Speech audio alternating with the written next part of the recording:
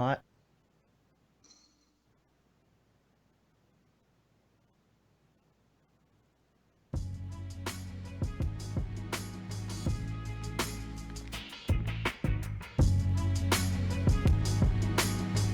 All right.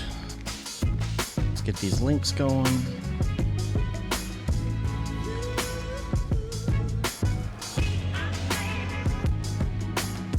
The beat is banging, by the way. Oh, yeah.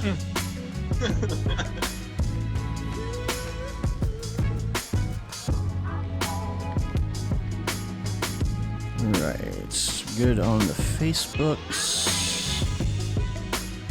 Alright. Let's put out the bat signal.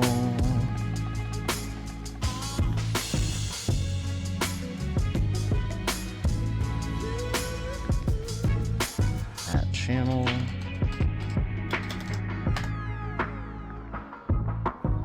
The bat signal is out. Good there.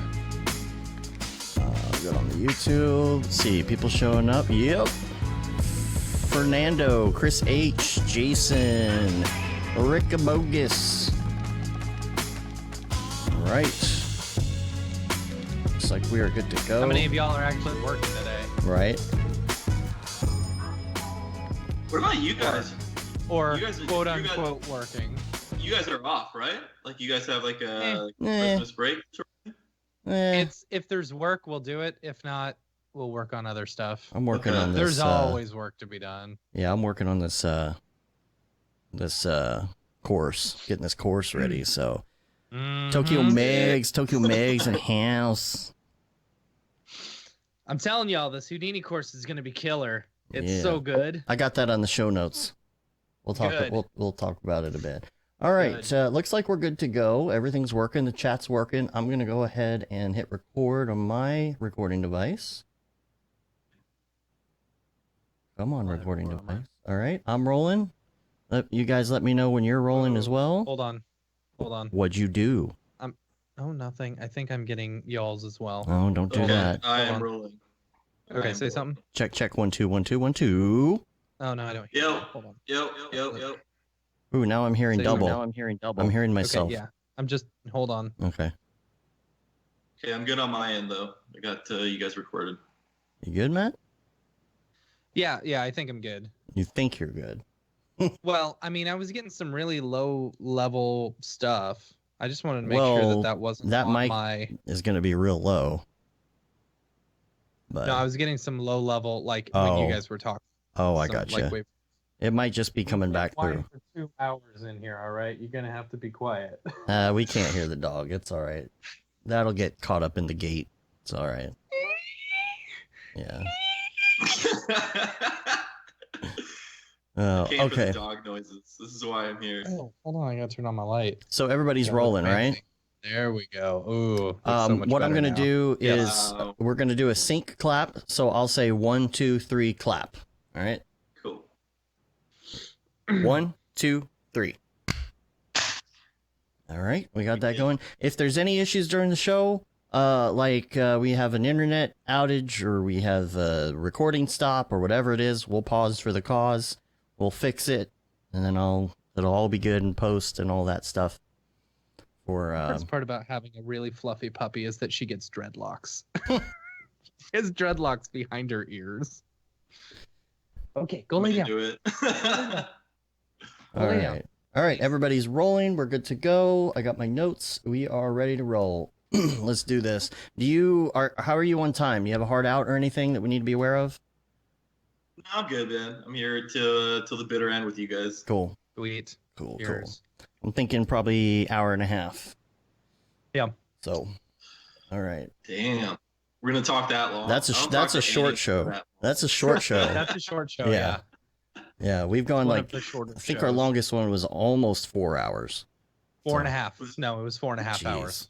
Who Yeah. gave you 4.5 hours? Oh, Ariev. Ariev, of course. Yeah. Yeah. When Octane Jesus comes in, he stays. Yeah. The whole ride. He's got to preach, right? That's right. He just moved. Yeah. Well, he's got to hit up the congregation, so it makes a lot of sense. Yeah. Billy. Hey, Billy. Haven't talked to you in a little bit. Oh, Oh, Billy. What's up, Billy. Bill? All right, let's go. You ready? Let's do it. Here we go. What's up and welcome to another Mograph Mocast. I'm Dave. I'm Matt, and joining us today is our good friend, Mr. Victor Dimitrov. What's up, y'all? And Mograph is a supplement to our site, Mograph.com, which is a motion graphics tutorial site with tutorials, plugins, podcasts, and other Mograph stuff.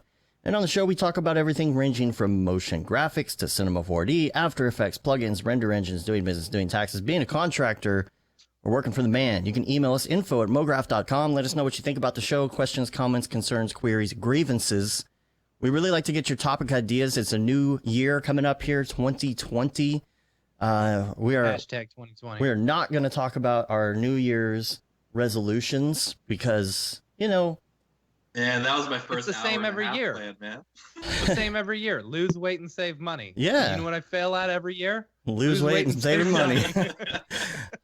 I do not feel like you have to change your goals in life based on the position of the Earth in orbit around the sun. I think that you need to be ever evolving. Wrap it around in your head. It's like saying, "Oh, I'm going to start dieting on Monday." Right. You know, I'm dieting today. You know, are you? Did you start Monday. today? Yeah.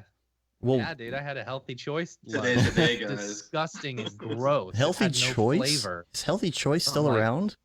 I don't know. It's one of those little microwavable things. It's 280 calories. Ooh, yeah, that's fun. No, it was like fettuccine Alfredo with chicken, and it was disgusting. Like it was literally no flavor. Yep. Yeah. I forget what dieting No is pain, like. no It gain. sucks.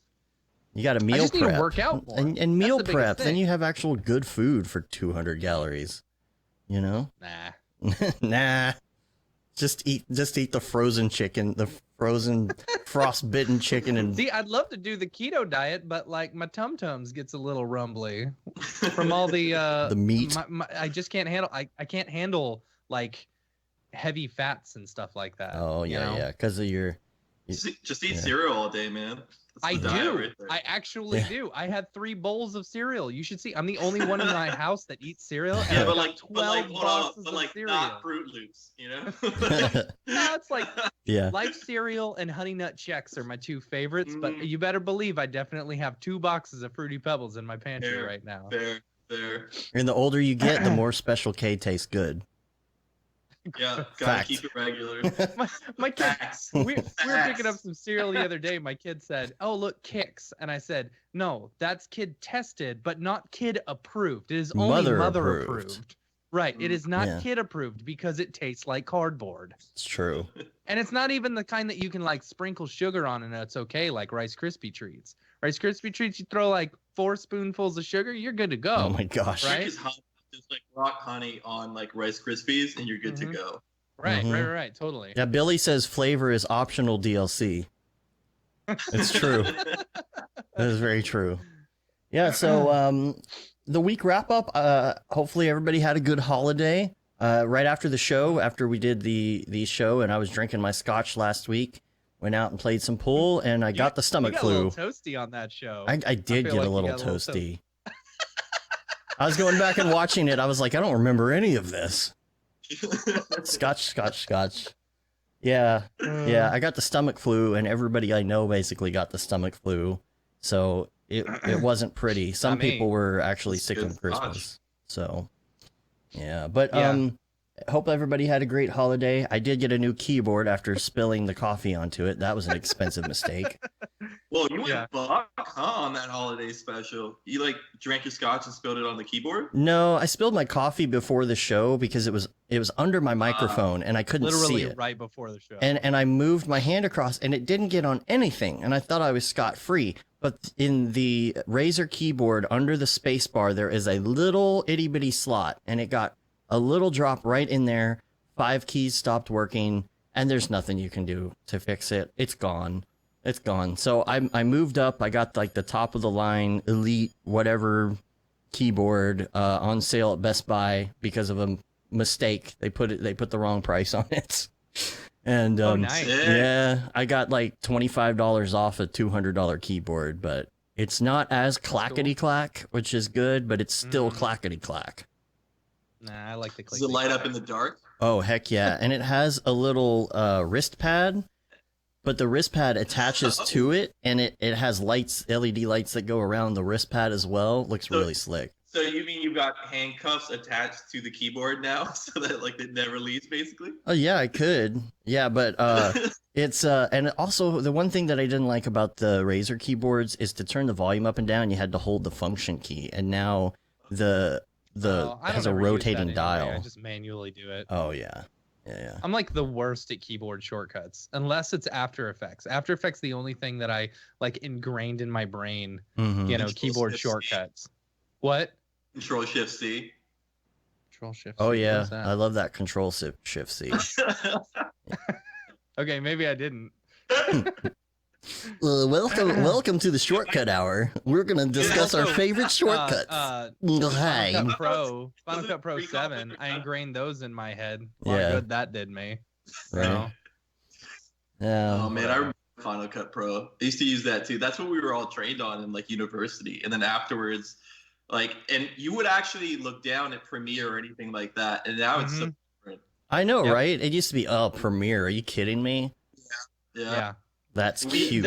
The biggest mistake. Guy that used it too, and then like everyone's like, "Nah, B." And then afterwards, everyone just went to Premiere just because they did like that big shift. I think it was like Final Cut X or something. Yeah, I was at the announcement and everyone was going crazy. You know, oh, you were at the announcement. I was at the announcement. It was very cool. You know, I was at the Super Meet in Vegas. You know, and I was super pumped about it. Everyone was. You had people like in the audience screaming, "Give it to me now!" and stuff like that. It's like, all right, really? Everyone was laughing. It was a good time, but like, I think Apple's biggest mistake with Final Cut X was not allowing the import of XML. What is it? XML. I think their biggest mistake was that it sucked. Well, honestly, no. I think more people would have used it if one, they could open Final Cut 7 projects in Final Cut X, and two, they could import XMLs. You know, if they didn't. Like by not doing that, you had a whole bunch of people buy a software that they couldn't even use. So now they're like, okay, well, we don't know when they're going to update this, if at all. So let's find the next option. Ours, like when the place that I was working at, we were going to move over to Avid. We even bought like the full Avid, you know, it was like, and Avid changed their price to like $300 at that time. It's like, okay, that's pretty simple. Let's go ahead and do that. But then, I don't know. We stayed on Final Cut 7 forever until Creative Cloud. It was perfect for Adobe because everybody already owned Premiere. Yeah. It was perfect. So when did you do the shift from like Final Cut to Avid to then like get into CGI? Because I had like a similar kind of road through that as well, where I started off as an assistant editor, then editor, and then went into like more motion graphics and CGI stuff. It was all titles. For me, it was all titles. Like I wanted to do titles in 3D, you know? So it's like, all right, so I want to create some titles in 3D. I want them to look cool, have some depth, you know? And then Dave taught me Cinema 4D. See, basically. It was backwards for me because I was editing non-linearly and then I got into 3D, you know? So when non-linear editing came out, I was already doing 3D. You know, so it was kind of back and forth for me. I really got back into 3D for reals, like, I don't know, 2008 or 9, somewhere in there, like back into it. But, you know, that's when GSG was really starting to take off. And, you know, that's how I found out about C4D. Yeah.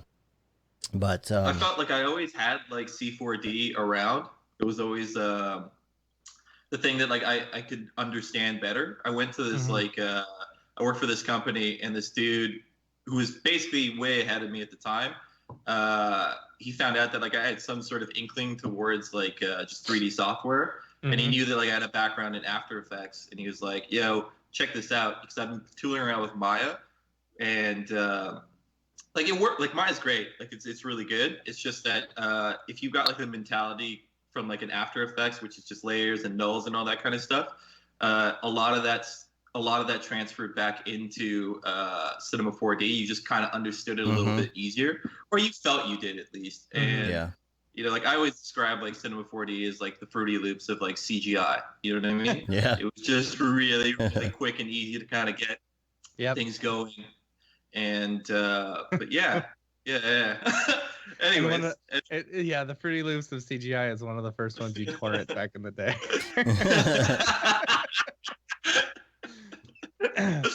True, but it's easier to afford it now that they're on the subscription plan, so don't torrent people. Yeah. So true. I'm actually so glad they introduced that as well. Now they've got like that in tandem with Redshift, so you can get both, which is like super cool, man.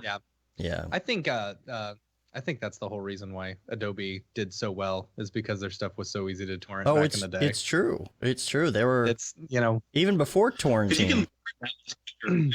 Yeah. I mean, I thought that was always the thing. Like if you torrent it to learn it, and then if you see a real use for it, then you kind of just buy it. If you start making money off of it, you better not be torrenting. Yeah. Oh, I think a lot of it was kids who were just messing with it in college, you know, and they're like, oh, I want that at home. And then they wouldn't even, so this is before torrent, they would copy the CD from their college. Yeah. And they would bring it home and install it. And then when they go to get a job, people are like, well, what software do you know? And they're like, oh, I know Photoshop. And they're like, oh, awesome. Yeah. You're in. You know Photoshop? You son of a bitch. You're in. Yeah. So, other week wrap up things, just real quick. I did want to mention, a little, maybe a week delay for me on this Houdini course, just because I was sick. But I'm just powering through getting this Houdini course done, Mark's Houdini course. And Matt, you've been doing every single lesson. Every single lesson. And so like here's the thing. So Mark says at the beginning of this course, 3 words. He says, Houdini is easy. And so you watch this, and you watch his little motivational speech at the beginning. You're like, I don't know about this. I've opened Houdini a lot of times, and I've done a few tutorials, and it does not seem that easy. Mark makes it very easy. You like his motivational speech at the beginning? Yeah, it's really good. Man, it gets me pumped. Man, it gets me pumped. But the thing is, like, he goes through the interface and everything. And what I loved about this, and I told him this, I said, like, it felt like, at least with the first little introduction, what he does is he goes through and he does like a full small project where it's like, this is how you light it, this is how you do a camera, this is how you rotate around, this is how you move about, this is how you render, and it's very simple and stuff. But like 90% of, I feel like, learning a software is feeling comfortable in the stuff that you're already doing in another program, right. Like creating a texture, rendering out something, like if you're using Redshift like he does in this one, like I already know all my settings from Redshift from C4D. So a lot of them are exactly the same, right. Materials are the same. The render stuff is the same. IPR is the same, all that's the same. So it's like, it's cool. Like just right off the bat, you're able to hop into it and feel kind of comfortable in it. And then he starts digging down, and you're learning about attributes and cops and chops and sops and vops and glops and like nops. I have always heard those, and I'm like, you're just making up words now. Yeah. And like now I know what they are, And so I finished the whole first part, and I feel extremely comfortable in Houdini. And I haven't even gotten to the particles and sims and any of that other stuff yet. So and it's like, 2 parts, and you're in the first part. Yeah. You're finishing the first part, which is like just getting into it and learning it. 17 hours for the first part. Yeah, which is awesome. Crazy. So now you're into the fun stuff. Talk about the conversion from Cinema 4D. We talked earlier about this, but like what the benefits to Houdini and Cinema 4D is, because a lot of the people I think listening are C4D heads. So one thing that I have noticed, and I said this on the Houdini channel, it's like, you'll go through and you'll lay down a whole series of nodes that are the same types of things that you would do in C4D, but I don't know whether it's just the procedural nature of it or, whatever, but it is smooth as butter, being able to move around in in your viewport, it is so smooth.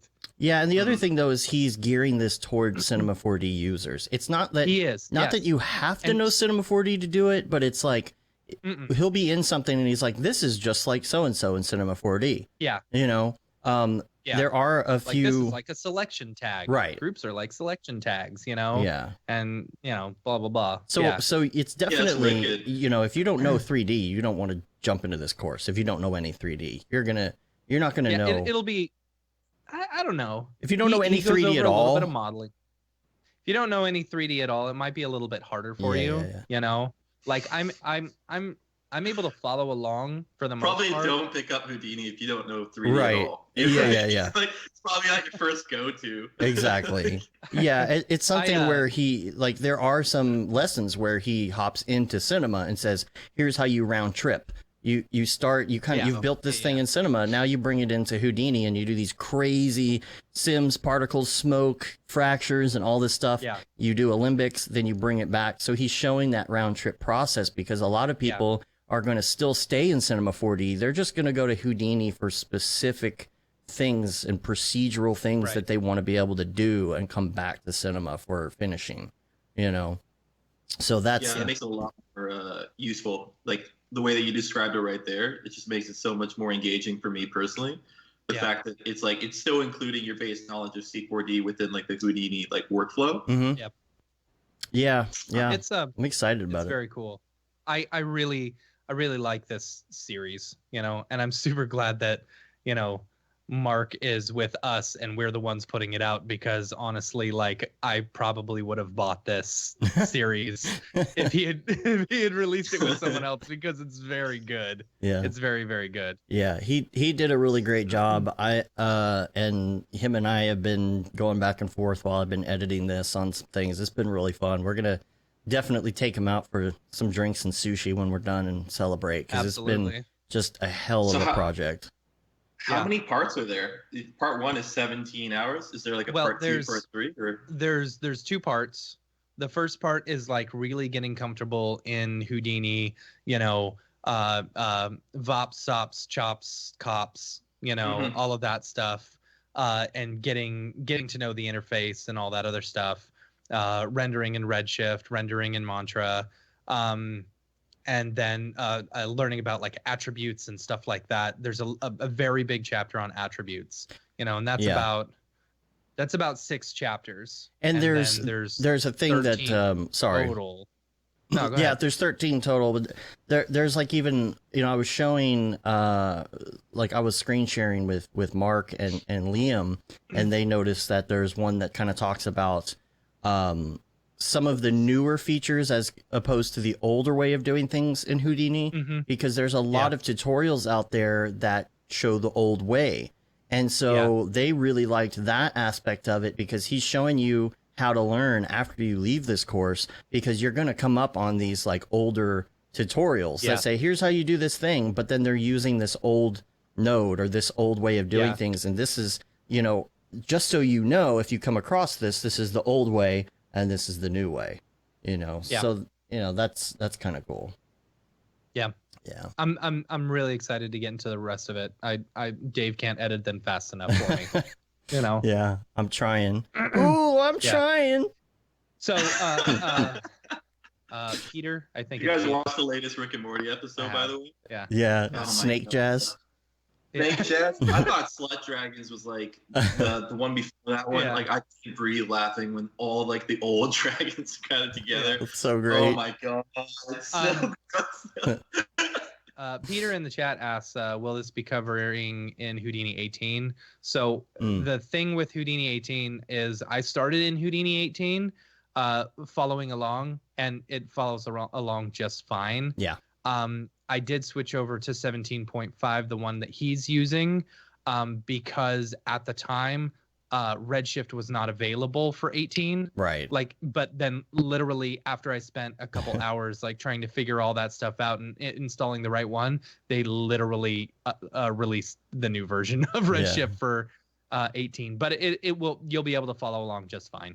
You know, you won't have any problems. So, and when will it be available? So, I'm looking to get the editing completely done by the end of the week. That's my goal. We've been building all the assets and all the other stuff as we go, but it's just a matter of finishing the beta stuff. So, if I were to ballpark it, I would say end of January at the latest. So look for that. What else was I going to say? And I think for a majority of this, you can use the Apprentice version, the free version. Yes. Which is great. Once he starts going into like the Redshift stuff, you cannot install third-party renderers in the Apprentice version. But he does show how to use the basic render engine as well. He does. He shows how to use Mantra. Yeah. And I don't know. So once he got to the Redshift stuff, I was like, okay, I'm in. I'm totally in. I'm gonna go ahead and purchase. You son of a bitch, I'm in. You son of a bitch, I'm in. The Redshift. I went ahead and purchased the indie version, which the indie version is such a good deal. It's $279 for 2 years. But it's modular too. Like this whole course is modular. So if something major changes in an update, we're able to go in and change 1 or 2 lessons, if something changes. So, the last thing on the list, I just did also want to mention the upcoming episodes that we've got coming up as well. Next week, Russ Gautier is going to be on. And then we just talked about him too. Yeah. He's also doing like a Houdini course on Grayscale Gorilla Plus. Yeah, and GSG Plus. That one. Brienne Gag, she was at SIGGRAPH last year. She's going to be on the week after. Then Bree's actually going to be on? Yeah. That's going to be good. Yeah, that'll be fun. Dope, yeah. And then the next week is going to be Fuck Render. Yeah, and then the week after that. Montreal native. Yeah, Sakani Solomon's going to be on the week after that. Matt will be probably having a baby at that point. I will probably be having a baby. So, if not sooner. I'm really hoping. Yeah. I hope it's sooner. My wife will probably not say she hopes it's sooner. I hope it's sooner than that. Would you say a name? But a name? Do we have a name? Yeah, it's Cooper. Gotcha. Named after Dale Cooper from Twin Peaks. That's dope, man. Yeah. But once you catch that, like the continuation. Oh man, yeah, it was so good. Do your stuff, Dave. I do have Victor the. just wants to chat. Oh, we will have that. We will have that movie TV discussion. Don't worry, I got it on the list. No, Sakani's gonna be on, and David Ariev is gonna be the guest host for that. So that'll be fun. Okay. They've both done a Star Wars short. That'll be real fun. So yeah, that'll be a 6-hour long show. Right. So hope you're ready for that. David Ariev will write down a list of 150 questions. And yeah, but Sakani, did he do that thing with the chains and the woman in the golden cloth? Yeah, that's him. Oh. Okay, sweet. I believe. Yeah. Well, he just did the Star Wars short. He did the other one with which was for a client. It was the one with the suit. He showed that off at NAB East. Yeah, he showed that. And it has that really cool shot at the beginning with the weird compression, like the lens change, the focal length change. Yeah, going through like triangle tunnel. You're Victor. You're talking about Hidden, the one he went over this like 2 SIGGRAPHs ago. Yeah. Yeah. That's the one I caught, and it was just he went through like these chains wrapping around like this. It was kind of like a short film too, and that guy's crazy good, crazy good. Yeah, definitely. So get hyped for that episode, guys. So that's it for the week wrap up stuff. So topic wise, let's talk about you, Victor. Let's talk about your background, and one of the things we always ask people is, did you or did you not go to school for what you do specifically? I don't think I went to school for this exact profession. I don't think I went to school. But so basically, I went to this university called Ryerson for a program called Radio and Television Arts, and so it's basically based around. I think it's geared mostly towards film and television, and basically camera work and learning how to edit. And that's really like where my first passion was. It was in post-production. And basically from university, just did a whole bunch of. I worked over at the Canadian NBC, which is CTV. Yeah. And I was like a VTR clerk, and I was going to school. And VTR clerk, by the way, guys, is like you stock like the tapes so that they can air these tapes. So that was like my first job at like Beautiful. And so did that, and then from there I became an assistant editor, and I got really wrapped into it because as a VTR clerk, your time is short. Basically, you're like, I can't do this for like a full career. Basically, I can't do this thing. I used to untab videotapes in a place with a screwdriver all day. Yep. Yeah. Yep. You'd collect the tabs in like an old DVD, and then you'd melt them together. Yeah. No, yeah. We'd take the little shrink wrap thing and we'd melt them into a big ball of VHS tabs. Yeah. And that is definitely something where you're like, okay, I cannot do this forever, for sure. Yeah. But yeah, so like, I didn't melt stuff and turn it into a ball. I feel like once I got to that point, I knew I had to go, but luckily I didn't get there yet. I got lucky, basically, through my university, they make you kind of get like an internship. So I ended up getting these 2 internships. So I was going to 2 of them at the same time while in university, and kind of just scoping out like what I was interested in. And I always liked editing. I kind of gravitated toward it pretty easily. It was just felt like really natural, especially when you've seen as many like films as I have. You just you understand pacing really intuitively. And so I just fell into that, then became an editor, did that for 2 years, then I went to Montreal, did music for about 2 years. I really love rap music, so I ended up, and that was actually my first skill set. So getting into university was like, I didn't even do it the proper way, basically. I feel like the proper way is like you write an essay, or for this program, they ask for like a portfolio. So like I had a good background in hip hop and rapping, so like I ended up just like sending in like a track I recorded, and then like a book of rhymes. My dad was super pissed at me at the time. He was kind of like why don't you take anything seriously? Yeah. And I was basically like, this is like the only way I could see myself wanting to go into a program. If they accept like a rap track and like a book of rhymes as like a portfolio piece, then it's worth me going into it. And I was always like super hard-headed like that. But it ended up being the thing that got me in, because it had like 4 streams within the program. So it was like studio, audio, EFP, which is like single camera work, and then digital media.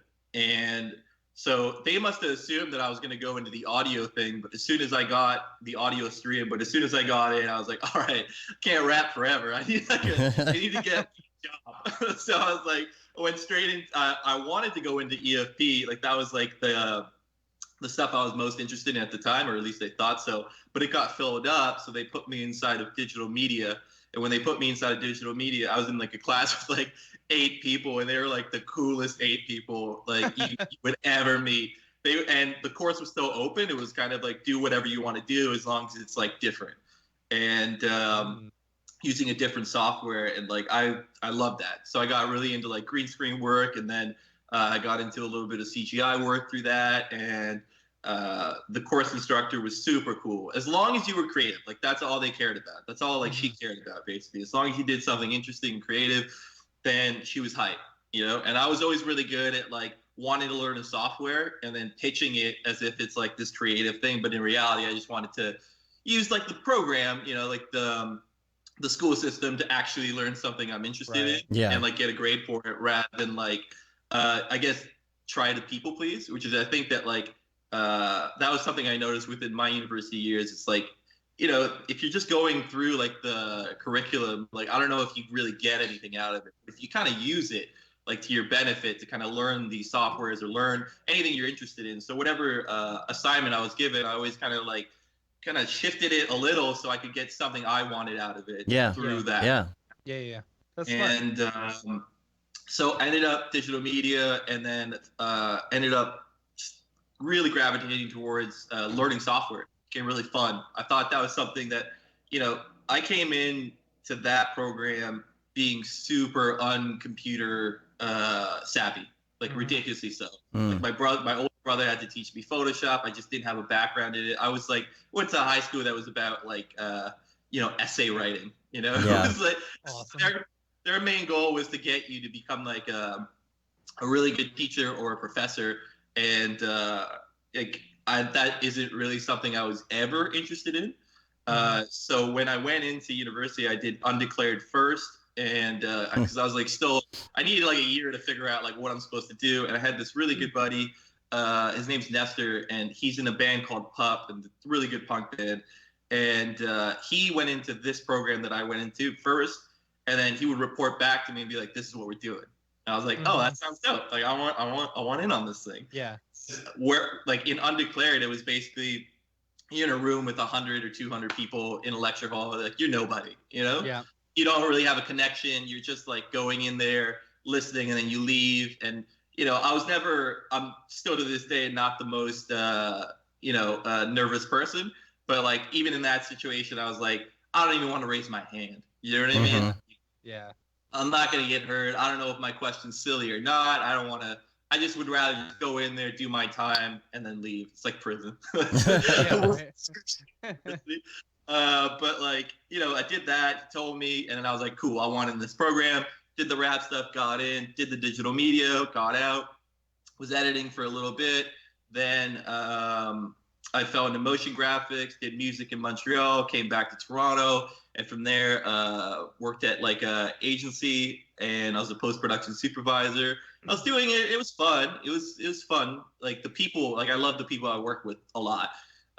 They were super cool, but I always kind of had this inkling for something just to grow. I still felt like I was in like that growing stage where I wanted to get better. And I saw this like animation done by Raoul Marx, and it was this astronaut thing.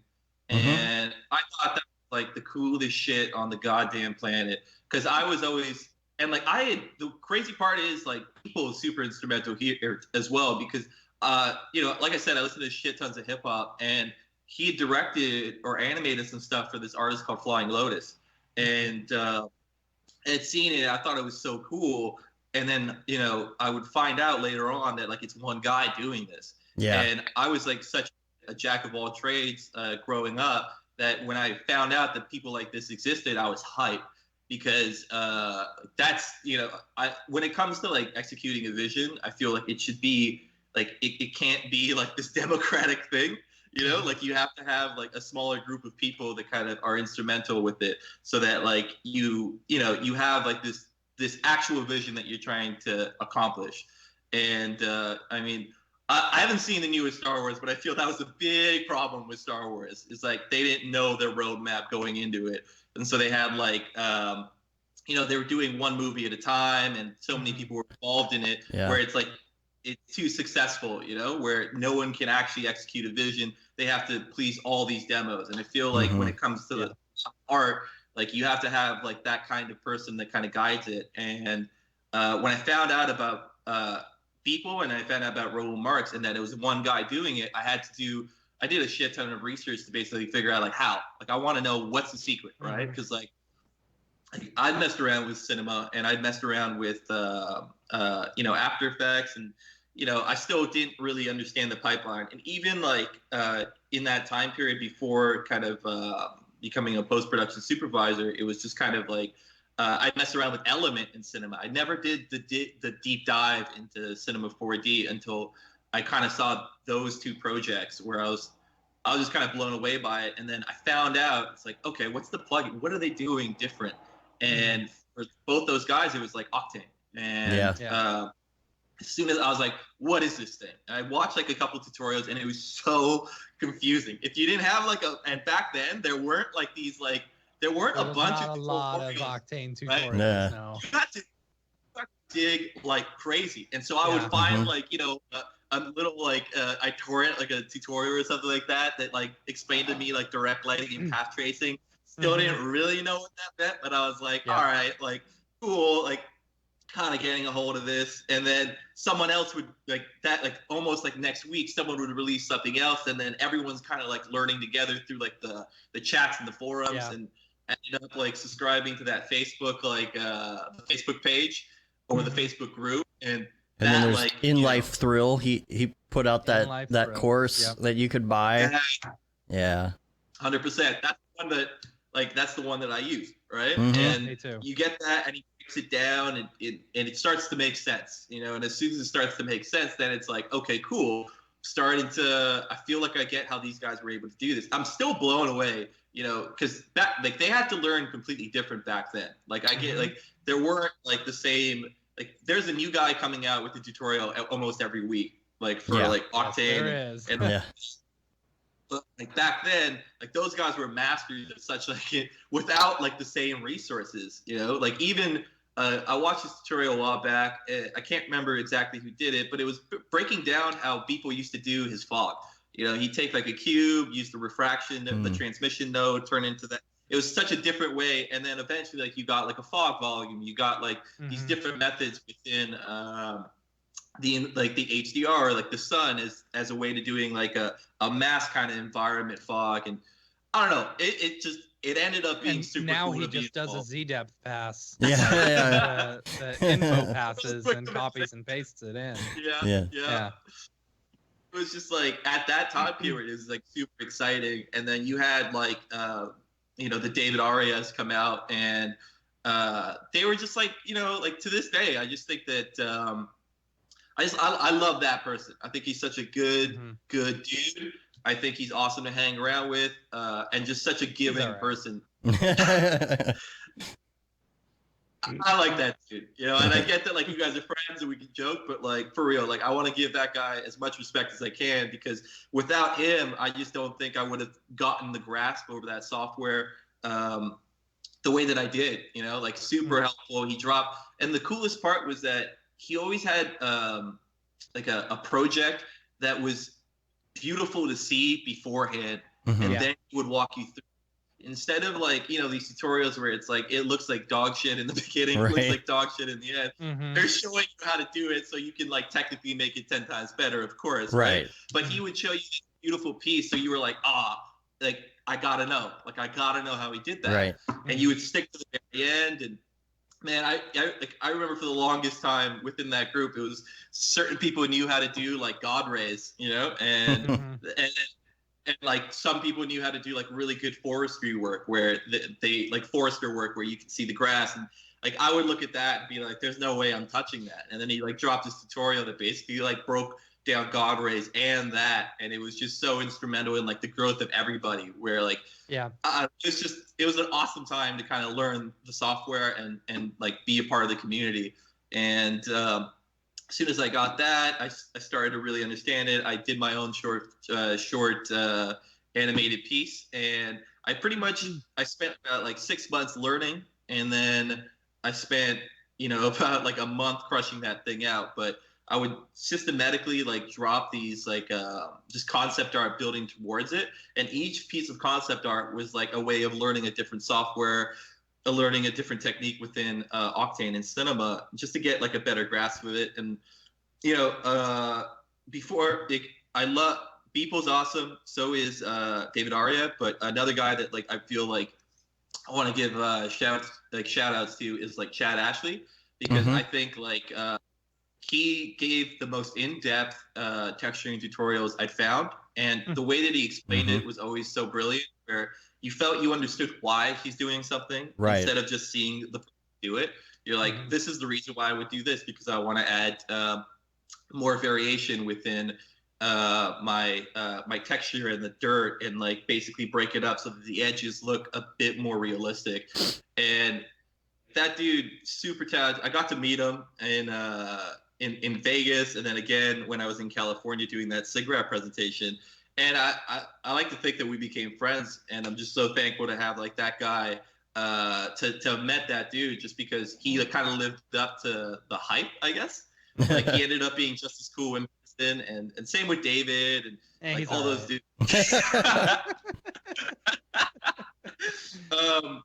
Like to be honest, if it wasn't for David inviting me down to Las Vegas, I doubt I would have met you guys, and I doubt I would have like even presented in SIGGRAPH, because he put he's so connected Ariev to the is the community. reason for many of us. Yeah. Yeah. Yeah. kind of like when he vouches for you, it's like it means a lot within the community. Like, like a solid dude, and so is Chad. So I went through like all like Chad Ashley's tutorials on texturing, and as soon as I got that, I felt really comfortable with it, and I just ended up putting this thing together. And a big part of it too is I noticed a lot of people were using like a lot of these stock assets, like the stock astronaut and like the stock whatever, and like I just felt like if I wanted to get really good at this, like I had to make my own version of this stuff, and it's like a really like hip hop. When you're rapping, right? Like you don't want to sound like anyone else. Like that's the main thing, right? Like you just want your style, like because basically, like if you come out and you sound like Nas or Jay-Z, well, guess what? They already exist, and they're already 10 times ahead of you. There's no lane for you to kind of grow because you'll always be the guy that sounds like this guy, right? Right. And it's the same thing. I feel like when it comes to art or when it comes to CGI stuff, it's like you always have to have your own lane, like your own style when you do certain things, so that like when someone looks at it, they know, oh, it's that guy, you know? Like there's some really awesome like everyday artists on Instagram that I check out, and like the one is like Innard Sound, or I think I'm screwing it up, but like there's a guy called Innard Sound. There's Josh Pierce, I really dig his stuff, and then Oz Cheese or something. I Ozchige. I think I'm screwing it up, but like they do really, or Stuzor or something like that. They're like they've got their like look, you know, and Beeple has a look. Yeah. And the cool part about that is that I could see all 4 or 5 of those guys and know, okay, that's him, that's him, that's him. Yeah. When it came to like making my own stuff, I was like, all right, then I'm gonna make my own astronaut, and he's gonna look dope as fuck. And I'm gonna do my own spaceship, and I'm gonna base it on the things that I think are really cool. So like, you know, I grew up with aliens and just just you know, a Blade Runner and just all these things that I really loved, and I just wanted them infused within my work because I felt they were the things that made me interested in this craft, period. Yeah. So, you know, like the astronaut is based on Metroid, and you know, the Raoul Marx astronaut. It's beautiful. And then Halo. Like I grew up with Halo. Halo. Oh so, yeah. I gotta slide something in there. That was like a big thing for the visor. I was like, I gotta pay homage to the stuff that I loved and the stuff that like influenced me or made me model everything. A lot of it, yeah. So like a lot of it is that. Some of it is like for the buttons on like the thing. I was like, I'm too lazy. I'll just like kit bash that shit. And then like in reality, it's just basically like the cool stuff is the texturing work on that. You know, the rest of it, it's a pretty basic astronaut if you look at it. But it was just like I wanted it to look super old school and kind of like a blend, like kind of like a steampunky sort of thing, but you know, with still elements of just like I want it bulkier, you know, and I just wanted to look different than like everyone else's thing. And anyways, sorry, I was like going deep into this. He got done, and then the spaceship got done, and that was like a combination of those 3 things too. It's just like, all right, let's set up the main shape. And I spent like a month on both things, you know, like the astronaut and the spaceship. And it was just, I named it after my friend's cat that passed away, which was super sad, but like that cat was dope as shit. Like, I did this like album called the Afterthought album, like maybe like it's about 2 years ago now. So if you look at any of my work, it's always hip hop, and there's always like a hip hop track. So my buddy Snafu76 makes the beats, and I used to rap on those beats. And these days I'm just like putting his music on here. And whenever we work together, I would go under Weightofthought. So like the artist name came from that name, and I just like transferred it over, and it just kind of like grew into its own thing. I've listened on Spotify. Yeah. Your boy can rock. I checked it out. Yeah, cool, man. It's like it's really old school 90s stuff. So if you liked Big L, KRS-One, what else did I grow up on? Like Tribe Called Quest. So like it's more in vein of that. So it's old school stuff. So you're not gonna hear me do mumble rap or get super heavily sauced on and talk about not that. as many triplet notes as there are now. Yeah. Or like the skirt. Like yeah. So none of that. So it's mostly like it's just like music that I grew up with from my time period. If you like, if you dug like Pete Rock and CO Smooth, like that kind of stuff, it's it's old school as shit, but I really dug it. And like that was my first love, right? And so when I'm doing like my second love, which is CGI and animation stuff, I really like to always drop a little bit of that within my work, just because I don't ever want to not like rap. You know, like I feel like it's just that's like even if you looked at like high school or middle school, like we all just like grew up on a certain kind of like hip hop, and that's like I feel like it carried through to our adulthood, where a lot of us are like still doing cool shit. Basically, I feel like a lot of it's based on like the principles like learned from hip hop, basically. So, anyways, did that animation thing, dropped it on the internet, and somebody wrote underneath like on my Twitter when I posted it up, like someone wrote something that at the time I was just like I wasn't happy with it. Right? Someone wrote. They meant it as a compliment, but I was just kind of like, anyways, I'll tell you. So they never take everything that people say on Never Twitter. look at the comments. Yeah, never look at the comments. That's what people always told me. But someone had written like, "Hey, move over David Aria if there's a new guy in town," basically the astronaut thing, right? And so I wrote under, and David wrote under it. And at that time, we had like very little interaction. Like I might have tagged him in a post or something like that, right? And someone wrote that, and then underneath that, I wrote like, "There is no like weight of thought without a David Aria. I've been going to the Church of Octane Jesus for years." That's funny. And then he wrote back, and he's like, "Thanks for saying that." And then that's how like the friendship kind of began. Yeah. And because like facts, like you have to give daps to the guy that like I owe so much to that dude. Totally. Now say 3 spaces and 2 forces, and you will be absolved of your sins. Yes. He died for our pixels. For what is it? For our samples. Yeah. Okay. Yeah. But yeah, I don't know. And then I released it. I got to meet Matthias down in while I was in Vegas. Yeah. And then I was like, I saw Beef when we were talking, and I was like, "Hey man, I just finished this animated thing. Like, you want to check it out?" It's like, "Yeah, absolutely." And so I'm showing it to him. Matthias walks by, and I've already been like, I knew Nick from Toronto, and Nick kind of put in a good word for me too. Mm-hmm. And Matthias, Nick Denver, for you guys that don't know, Smearballs, one of the funniest, like chillest dudes ever. Really like just a humble, nice guy. I showed my family his reel during. Oh gosh. But you know how we were talking about style? Like that guy's got style. Oh, definitely. Right? Like, when you see it, you're like, that's who that is. And I think he was also the little kid in Polar Express. The kid with the glasses in Polar Express. He looks just like him. Was he? Yeah, look him up on the internet. He looks just like him. I gotta see this. All right. Yeah. But basically, like, Matthias saw it, and then we had a chat, and he's like, "You gotta come and talk to Talking Sigraph," and I was like, "Sure, man, I'm in." I didn't, I felt it was like kind of like, okay, cool, we'll see if anything materializes. Yeah. And lo and behold, June hit, and then he messaged me. He's like, "Hey, like I was serious about it. Let's hop on Skype." And he invited me down, and I did it, and it was like super worthwhile. And the best part was like they were trying this year to basically include more women within like the Maxon space of like CGI, and I thought that was really wicked because you got to see like a lot of different styles. And for me, like that's it was very cool. So cool, man. Like there you go. That's him, right? That's so good. I was watching the movie. I was like, "Oh my gosh!" The glasses are dead on, man. Yeah, so there was just some really awesome, like talented. One of them is Brienne Gag. She was super cool. Like I loved her style. Jess Herrerasaurus, right? Mm-hmm. Right. She's super dope. Shams, of course. Shams. She's in the chat right now. Oh, is she? Yeah. What up, Shams? What up, Shams?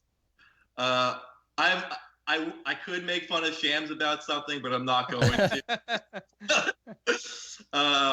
But what else was there? There's someone else. Hold on. Her name always escapes me, but I love what she did. She did like I know you're talking about. Blake Captain. Balake. Blake. Balake. Balake. Yeah. She's super sick. I loved her Redshift stuff, but it's Rona or something. Damn it, man! Like I gotta get her. Does anyone in the chat know who I'm talking about by any chance? Who did She we did like miss? this watercolor. Did I mess up her name? I didn't mess up her name, did I? What? Blake. Balake. I know who you're talking about though. I'll find her. I got it. Liron Askenasi Eldar. Yeah, Liron. Super dope. Super dope. And she just has such an interesting like take on like the art. And if you guys like look online, follow that person, because I think, like I said, like I'm a big fan of styles. Like that to me is like the coolest thing. Like if you can stand out and you could look different. Like a lot of the time I feel like what I do is basically crushing Tonka trucks together. You know, it's like It's such a boy look, you know? But when like you see someone like that, like kind of making like postmodern art with like, you know, CGI stuff and really simple, beautiful stuff, I'm always like super impressed by it, because it's not how I would attack the software. And like seeing like a lot more like of that kind of creative work kind of, you know, within our space is so much better, because I don't want everyone to look the same. Like I don't like that, right? I like having like different styles within like our sphere, because like I'm not gonna lie, I'm gonna watch a tutorial, I'm gonna take a little bit of this and take a little bit of that and put it within my style. And like that to me is like, the best part about like that that whole experience was just meeting these other people that attacked the software a lot differently than I did, and it felt really, really good, man. Like just meeting a lot of really cool people. Billy Chickless or Chickton or I just call him Bill. Chitkin. Love you, Billy. Same thing though. He has like a really cool style too. Super realistic and his work. And I got to know a bunch of really like awesome people that I think. And same with you guys. You know, like we'd known each other. I've been watching your podcast for a while, and like to be invited on, such a big deal to me, because like this is my introduction to a lot of the people that grew me as an artist. So it's just cool to be on here and to hang out with you guys, and it was dope. Riding the limo. You went to the limo party, right? And karaoke. Yeah. Played Mario for that, Jim. Like, he's like, you got to go to all these things, and he basically like gave me like a massive list of things I had to sign up for. So this is the really dope part. This is why like where I felt like really included within the community, because it's such like it's a tight knit community, but I feel like once you have someone that vouches for you, it becomes really easy to kind of really and so he invited me down. He's like, you got to go to Las Vegas, and this is David. Oh, so okay, yeah. Basically, like I've been burnt out, flat out. I was just I finished like that animated piece in December, and then January hit, and I didn't want to take on any freelance work. And in all honesty, I didn't like after that was completed, I felt really like empty. I was kind of like, oh man, like I kind of poured it all out there to kind of finish this thing, and did a shit ton of work on that. Like, and I'm super detail oriented, so like there are going to be things that like and I created my own earth, like my own everything in these different like ways. Like I looked at everyone else's methods, and then I kind of found like what I felt was like a more interesting way to kind of do it. Not a more interesting, just a different way to do it. I don't want your own spin. My spin on it, right? Yeah. So your remix. Yeah, there you go. But same thing with the asteroid space station, is just these different kind of methods to kind of get the same result. But like by the end of it, I was kind of just I just didn't want to look at a computer screen anymore. And when I released it, it started to go a little bit viral, which is really cool. And I just like at the end of that, I was like, oh man, like I'm done. I don't know if I want to do this anymore. Yeah. Like I just like finished, and I've peaked. I'm done. Not even peak. It's just like I'm done. Like if the peak is over here, like I'm probably over here. All right, now I'm ready for the VHS tapes. So just keep on pulling VHS tapes. I want to go back to that. Pads, get like a nice gooey ball out of it, But like I was just like I was done, and but then when we had talked prior, he mentioned Las Vegas, and I was like, you know what, like I think I'm comfortable like to meet these people that I really like, that I've grown up kind of learning from, because like for the longest time I felt that you don't go to these things until you know what you're talking about. You don't want to like waste like a meeting. It's bullshit. Right. Bullshit. It is. Yeah. I got my first Cinema 4D shirt by asking a really stupid question at the Maxon booth years and years and years and years ago. back when there was only like 5 people watching Nick Campbell like do his presentation. You know, That's crazy. yeah. What was the question? Do you remember by any chance? Is this going to be available online for? Is this tutorial going to be online? That was it. I just wanted a T-shirt really bad. I had no idea what I was talking about. But they gave me one. Sick. Yeah. Mission accomplished. But like, I felt like, oh, you have to have something at least to show that you know what you're talking about, right? Which is like still kind of way to go about it, but I felt I needed that, you know. And he's like, just like come through. You're gonna have a good time. Trust me. And so he sends me the list of these things. And I decided, like, all right, I'm going to do it. I asked a buddy of mine, I'm like, yo, man, like, you want to come down with me to Vegas? Like, I feel like going. And he's like, yeah. And then decides, like, maybe like a week later, I don't think I can do it. I don't think I can get the time off work. And I was like, fuck it. I'm going to go by myself. Yeah. I've done it. I went by myself a few times. You know, it's fun. It's totally like you have a good time. And this was before I even knew anyone, and I wasn't going out and partying. You know? This is exactly where I'm at. I'm like, I don't know these guys. I don't know how it's going to turn out. This dude that I really like, I admire his work, invited me down. I should go down. And maybe I'm going to have like, I assumed I would have like a 5-minute conversation with the tops, you know, and then like not weird each other out and then like, never talk to each other again, basically. So I was like, all right, if that's my peak, like that's what I assume will happen. That's all the best I could hope for, but I still want to go. I want to meet people that do the stuff that I do because like I don't meet a lot of them around me, right? Yeah. So I'm like, let's go, let's do it. So bought the ticket, went down, and I came in a day before like the show started, and I picked up my badge, and you know like I had David on like at like Facebook basically, and I was like, should I message this dude? Nah, I should wait for like you know when the show starts. Like, but I was like, I had like no one around, so I'm like, fuck it, like let's just go. Like I'm just gonna do it. Like, so I sent a message and I was like, hey man, like I just got here, so I wanted to let you know if you ever wanted to meet up, let me know. And messaged me right away. And he's like, hey, meet us here. Exactly. Yeah. And so I was like, oh, thank God, you know, like it's like I had nothing to do.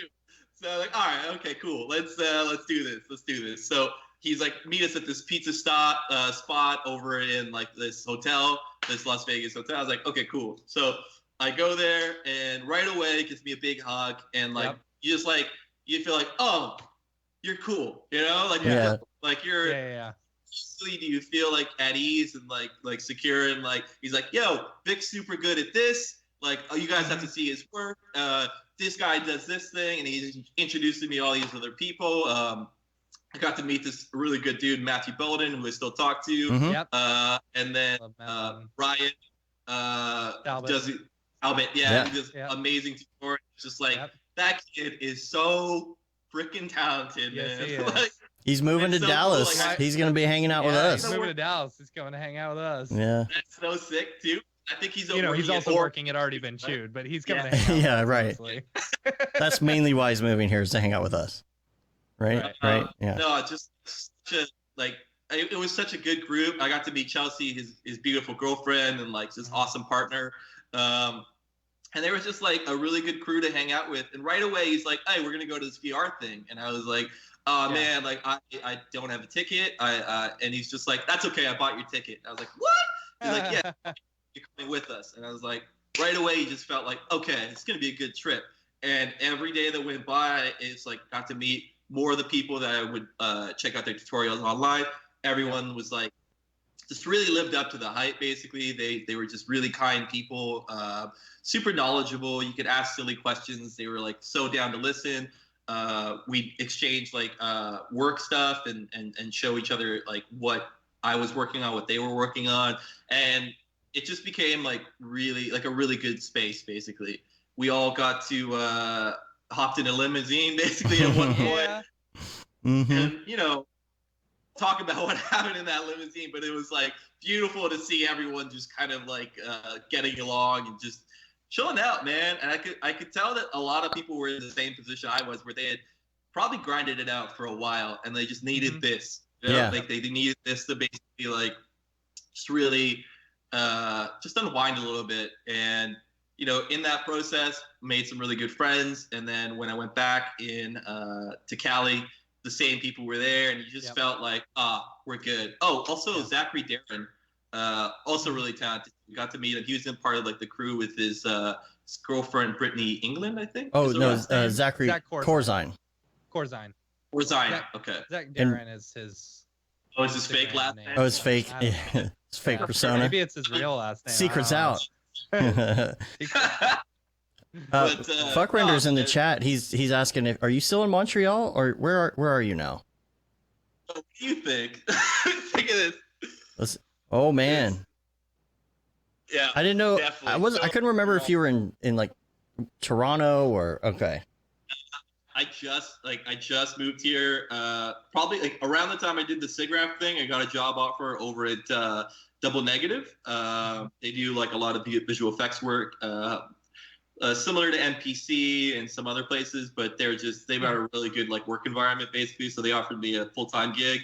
So I'm over there working full-time with them. And that's why like I moved here in like about a week, and just like shouts out to Hernan Vietri and Josh Urak. Those are the two people I work with. This beautiful human being, 40-year-old man, and I work with this 23-year-old dude, so I get to like pretty much have like the best of both worlds. Balance you out. Yeah, the experience of this like really talented motion graphics artist, and then this like new school dude like Josh, who's just like I can joke around with, super talented too. But like you get like the best of both worlds, like sitting beside me, which is like so entertaining. But like since I moved here, it's just been dope. Like I miss the city. Like it's like I grew up in Toronto, but like this is just so much better. Fuckrender says he's going to be back next summer. I should probably also mention that you turned it around and showed the snow outside for those listening to audio. But I guess here's a question, and I guess since you're working somewhere, this may still apply. I don't know what your involvement is in like the entire process, because it varies, when you work at a place, how much you're involved in like just doing your thing or the bigger picture or whatever it is. But the question that comes up this time of year is, okay, holidays are over, January's coming up. Now it's time to like get clients again and get moving, keep this train running, Right. So, is there anything that you guys do there, or do you still just have projects that are ongoing that are maybe on pause? It varies. Oh, dude, this company's pretty massive, man. It's they did like the visual effects work for I think Blade Runner, Ex Machina, just like a bunch of like sci-fi films that are super dope. They did Chernobyl as well. It's nice. less like I'm not even a part of like client getting or anything like that. I'm literally I just go in, do my art stuff, and then bounce out. But it's I don't know if I can answer that anymore. Like I feel like when I was freelancing, it's like I would have like I would know like a certain path towards that. But currently, like I just I find that lately it's just this kind of stuff, like even doing this podcast or doing the SIGGRAPH presentation, it opened like more doors of like people coming through and like finding you basically and going, I want that style. But lately that's more or less the path I've been on. I haven't been really chasing freelance work. I haven't been pursuing it. I feel like that was a big part of like that growth process that I was talking about earlier, where it was like after the burnout, I was like, I don't know if I loved freelancing for as long as I did it, and I would still go back to it. It's just I think I operate in waves basically, which is that sometimes like I want like that kind of freedom and that kind of like growth, and I feel like if you want to grow as like an artist, I think the only way you're gonna do it like for real is through freelancing, like that lifestyle, because it affords you the time to learn, to choose to learn, to not have someone over your shoulder basically going, do this at this timeline basically, and get this at the door. And like, I feel like when you do take a full-time gig, I would hope that you've done your growth beforehand rather than expecting there to be growth within a full-time gig. It can still be there, and you can definitely work the job that way, but a lot of the time I feel like going into it, I'm being forced to depend on the skill sets that I have rather than like exploring new and different ways to kind of go about things. I feel like when I do that, it's on my own time, and you can bring that into the job. But in freelancing, I feel like you can bring that into the work too, because you don't have these tight deadlines. You don't have you just have like way more, because you're your own boss. You can choose when to experiment. You can choose when to take that extra hour. But that's not to say I'm not learning stuff currently, though. I will say this, like I got lucky with this gig. So currently, like I'm an Octane guy, Cinema 4D, Octane, and those are like my weapons of choice, and After Effects to composite everything together. But currently, because they want us to work in teams, it's like, you know, they got Redshift, which is really cool. I've been messing around with X particles and kind of getting like my head around those things. And like coming from Octane to Redshift, it's so interesting. It's right? A whole different animal. Yeah. It's Octane does things differently. Yes. Than any other render engine. Yes. And that's okay. That doesn't make it bad. It just means it's a different way of working. Yeah. Which is 100%. Fine. It's like, it feels like you could get things going a lot quicker in Octane more than anything else. Like I could open it up. It's like the learning curve is, I guess, like if you're coming from like I don't know, like Arnold or what's the other one? V-Ray, exactly. If you're coming from those two, I feel like you should get Redshift. Extremely similar. Yeah, it's so similar. You can easily get a whole, like you'll know what to do. But like Octane is like, it's like freak child of like it just. But learning curve is high because it's not like anything else. But once you cross that learning curve, it is the fastest, easiest way to get things out. You know. Yeah. Time to first pixel is the fastest in any render engine. You know, I will say that.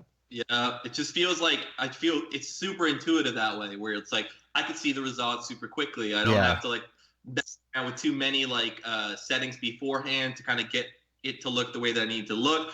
But you know, the trade-up, you know, I will admit that it crashes a lot. You know, like it does.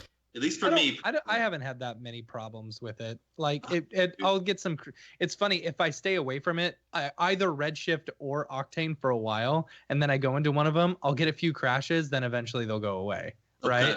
And for me, I've had a lot less recently in 2019 than I ever had before, I've noticed.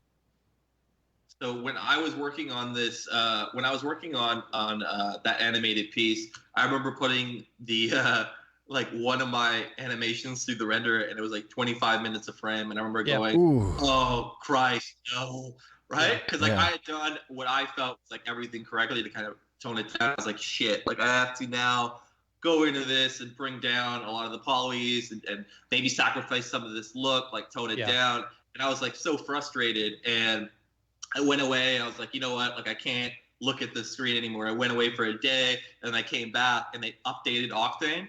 Like they came, and so as soon as I updated, it was like from 25 minutes to 4.5 minutes a frame, and I was like, "Oh my god!" Like this like saved my life.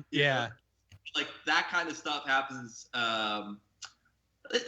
It doesn't happen a lot. Here's the thing: I love Octane. Like I will always love it. That's like my first. If I were to choose like between currently what my skill sets are, like I'm always gonna go that way because I can get. Everything that I feel I needed out of that render, I was able to get basically. Like I could really just utilize it so intuitively. I knew that software, you know. Currently though, I am noticing there are some really cool things about like Redshift, and I'm starting to understand it. You know, like currently starting. Once again, shouts out to Chad Ashley because I'm doing like their Redshift like tutorial video thing, and it's super helpful. And I think it's the dude from Man vs. Machine is like Trevor Kerr. And just does such an excellent job. And I'm just kind of going through it, and it's really cool to see what does transfer over and what doesn't. And there are certain times where I feel like the Redshift structure like makes so much more sense sometimes. You know what I mean? Like it just feels like, oh yeah, that's probably how it should work. But like coming from like the Octane background, it's like there's like they basically got that Uber material. Do you remember that? Like they got that, and like you can kind of combine all these things. But before that, it was like you had your mixed material and you had to create separate materials. It's very much the same, but for some reason, I feel like the way that the tools are even labeled or called, it makes a little bit more sense. Like the color compositor, and you can use like certain things like screen and multiply to blend your things together. It's like it works. I get it. I'm starting to understand it. Having a lot more fun doing Redshift and trying to get my head around it, because like I know what the next thing I have to work on is, and it's like a different personal project that I want to put together. I still want to finish the weightless animation, but I think like I might do it through Redshift just because of the stability, because I know I'm going to be pushing things. Like I'm going to be putting a lot of stuff into it, and I'm going to need that that kind of the scalability. Power that especially when you can do these proxies and like, you know, like learning how to like export a proxy that's super compressed, but you can now have that thing that like it takes up so little space within like the render engine and like your memory, so you can kind of just have more and more detail. And like if one thing that's like a signature of my work, I feel it's like the details within the little things, you know. And the more I have of that, the happier I am, the more I'm like proud of my work. And if I could have more of that within there, you know, doubling up the displacements, which now Octane has, which is wicked, but at the time it didn't. Like at the time when I was thinking about Redshift was when Redshift basically you could have multiple displacements instead of just like one displacement per material. Yeah. But that's changed. You know, there was a time too when Octane didn't have a spotlight, like you couldn't like get that. Now it's got that too. So it's no, we made a lot of money off of that. I know you did. Are still making money too. I can't believe it. Yeah. Orders this week. It's like, all right. Man. Well, that's though, like, you know, like I said though, that was the cool part about Octane. It's like you knew you were a part of like this little group of people, and you all have the same.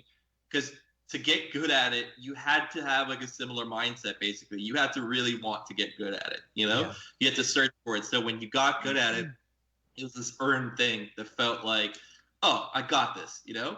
Like currently it's like it still feels the same. Like I still feel like you need to expand your tool sets, and like that's the fun part. Like just kind of learning something new and like not resting on your laurels. And that's why I'm kind of just learning Redshift currently. It's like do Redshift and learn some X particles just because it's new to me personally. Like I've never used those things. Until that Houdini course comes out. I'm you know, like I said, I've got like that Grayscale Gorilla Plus thing, and I've seen like maybe the first part of the Russ Gauthier and Gauthier. I'm not particularly sure how to pronounce it. If I'm butchering it, like you know, Gauthier, like the singer.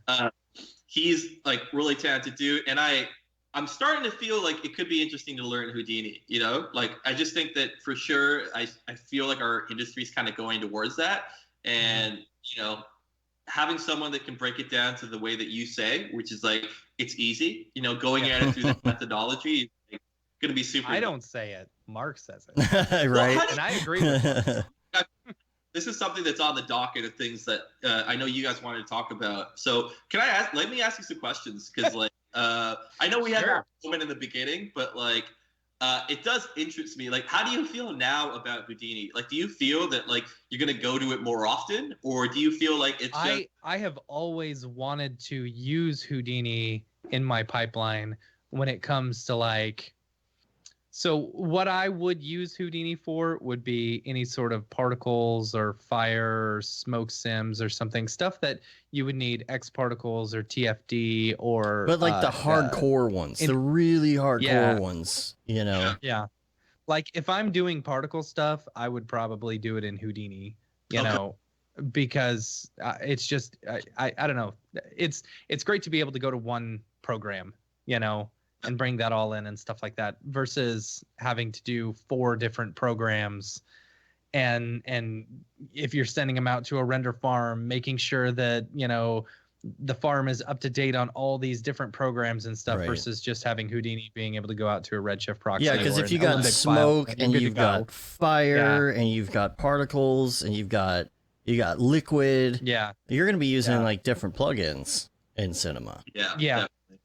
And so I don't know, like I'm super excited to, you know, really get into it, you know, for the first time ever. And it's like I find like learning something that you've been wanting to learn you know, for a really long time is like quitting smoking. You know, I'm serious. Like, Yeah. Go in depth on that before. you do it once, you know, and you give up, you know, and you go back to smoking. Yeah. And then you do it again. Eventually, you're going to try it enough times to where you find something that works, Yeah. that helps you quit smoking or helps you learn, you know, Houdini. So it's the like that. jewel Yeah, of. So the course would be the jewel of smoking of learning. Yeah. I don't know. No, Juul doesn't help you quit smoking. The only thing that helps you quit smoking is stopping all nicotine. Like, cold turkey is the only way to quit smoking. That's honestly the only way to do it. I went camping for 3 days. Yeah, I feel like when it comes to that, it's like you keep trying to top how long you haven't smoked, basically. Like Right. if you go a week, try and beat it by day. Right. If you can beat and you keep beating it, because you're gonna have these like.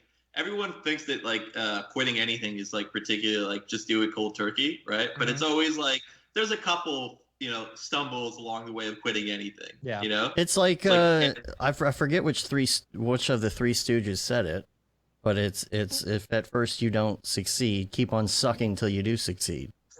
Yeah. Yeah. No, that was I thought that was from Adventure Time, wasn't it? No. Wasn't that what the dog said? Well, then he got it from sucking this. is just the first part of being okay at something, you know? Yeah. Well, that's a different phrase, but yeah, whatever. so Anyway, but like, no, it's a good course. I'm very excited for everyone to get their hands on it. So before I wanted to get into like the like movies and all that kind of stuff too. Cool. Before we do that though, I want to do. I think Victor's also trying to beat Ariev's record for longest show. No, whatever. We're only in an hour 20. That's way. You got a long way to go. We're at an hour 20 right now. Yeah, we're at an hour 20 now. Yeah. Wow. I told you it's easy. So scared. Like I was scared about it. I was like, I got top 10 minutes of content. Yeah, like what are we gonna say? Yeah. No, real quick, I wanted to do some links. But I only have one link today. But it's this thing that Ariev actually posted, I think yesterday on Facebook, and it's this insane ZBrush church scene. Did you see that? Absolutely crazy. Yeah, I saw it yesterday. Dude, I do not know. It looks like an old Renaissance painting or something, Mhm. and then you realize that is actually like a 3D ZBrush. Oh, it's insane. Insanely good. I love that stuff. Like I love the idea that like someone went so detailed into that and then made it look like not a 3D thing, you know? Yeah. Like it looks like a painting. Like that's to me that's always like the coolest when someone does something like that where like I question whether it you know, it looks like a hand painted sort of thing. It looks that beautiful, right? Yeah, you don't know. You're you look at it and you're like there's no way that somebody did this in ZBrush. It's like back in the day looking at like some of Beeple's stuff, I remember thinking, oh, this guy's such a good artist. Like he draws everything, you know? It looked like that. It always looked like a hinge of like painting. And then like you start, you know, going through learning how they're doing it and you're like, oh, it's just, you know, some 3D models expertly like composed, but like it's not that difficult. Yeah. It's so insane because like it's a picture of it's like a church. Somebody's I don't know what he's doing. Is he baptizing him?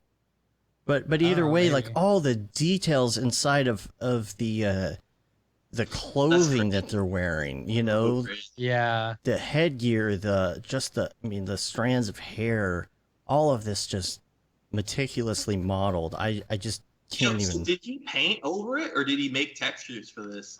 I have a feeling he made textures. Oh my god! Textures. He just threw it. He or she. I don't know who it was. I don't want to assume. I believe it's a he. I saw the profile picture. Look at that. That is insane. Yeah. Like look all at the skin detail on the face and stuff.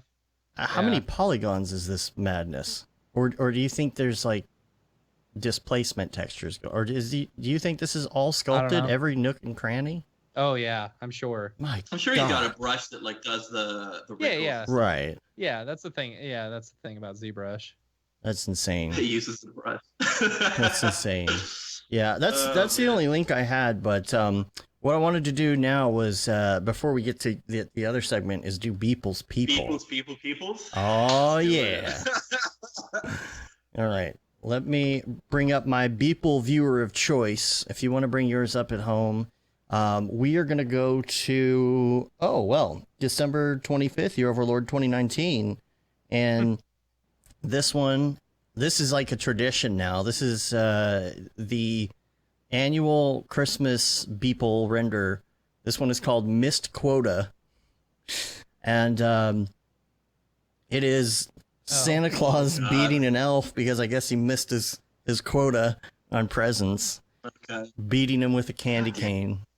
It's always something that's outside of the canonical Beeple verse. You know, He's going through this like you could tell like something else is going on within his style lately. Have you noticed that? Where it's like it's mostly like you, political. Mike? Who hurt you? These political figures like Baby Yoda like eating like someone's stomach or something like that. Like lots of gore. So wild. Yeah. You know, yeah, there's a lot of gore this time around. Like something's going on with the dude. But man, my favorite one was Pokemon Red, where it's just like Pikachu, like Pikachu's head on this thing. Like, oh god, man, this is horrifying. Oh, weird. Shams is saying it was called Stick to the List on Instagram. It had a different name. Weird. Interesting. That's interesting. Unless I didn't get it. Yeah, it's called. That's so weird. It really changes the Beeple verse. Yeah, it's interesting. It changes the the meaning with the different name. You know what? What's funny is something similar to that. I was reading a Far Side book the other day. You know, and it was like a behind the scenes Far Side that what's his name? Gary Larson. Gary Larson was talking about, and he said there were a few times where the printers on the different newspapers would mess up the caption, you know, where they would put the caption because theirs was right next to Dennis the Menace, where they would actually accidentally put Dennis the Menace's caption on his and his funny. On Dennis the Menace, you know, and it's very funny Change the meaning. Just completely change the meaning. Yeah. Wow. So see the IG was Stick to the List. It's almost like he's disciplining the elf for doing something he wasn't supposed to, like creating something as opposed to not finishing his work. You know, that changes it. I like the gingerbread house. So would you say that the elf now deserves it more with the new caption? I think so. I think maybe he did something really bad, you know? Yeah.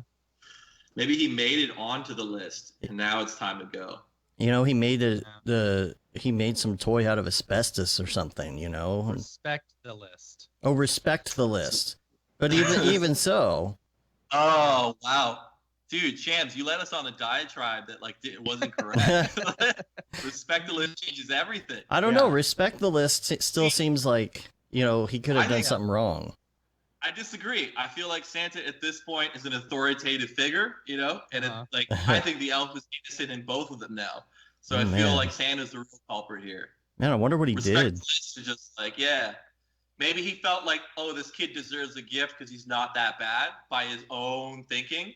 Decided to give him like the gift. Santa's not having any of that. Right. Yeah. He's like white about everything. Yeah. You do not give anything besides coal. Yeah. No, this person, it's almost like this one had an in, and is like, okay, I know this kid. Yeah, he's naughty, but you know what? I'm going to give him a toy anyway. Yeah, you don't do that. Not cool. Not how we do it at the North Pole. Not cool, bro. We don't show compassion at the North Pole. We don't do any of that. Yeah. We're very strict up here. Yes. Now, this is one of my absolute favorites recently. This is December 26th. Yeah, I agree. Current events. I love this one. Absolutely love this one. Okay. You guys talk. I just want to find one more because I thought this was beautiful that he did. But this I love the monochromatic, color. Yeah, I love the cows and everything. So good. The one that he did yesterday, routine maintenance. I love the look of this thing. I haven't seen it's that on the one yet. I think it's there. Oh, is it?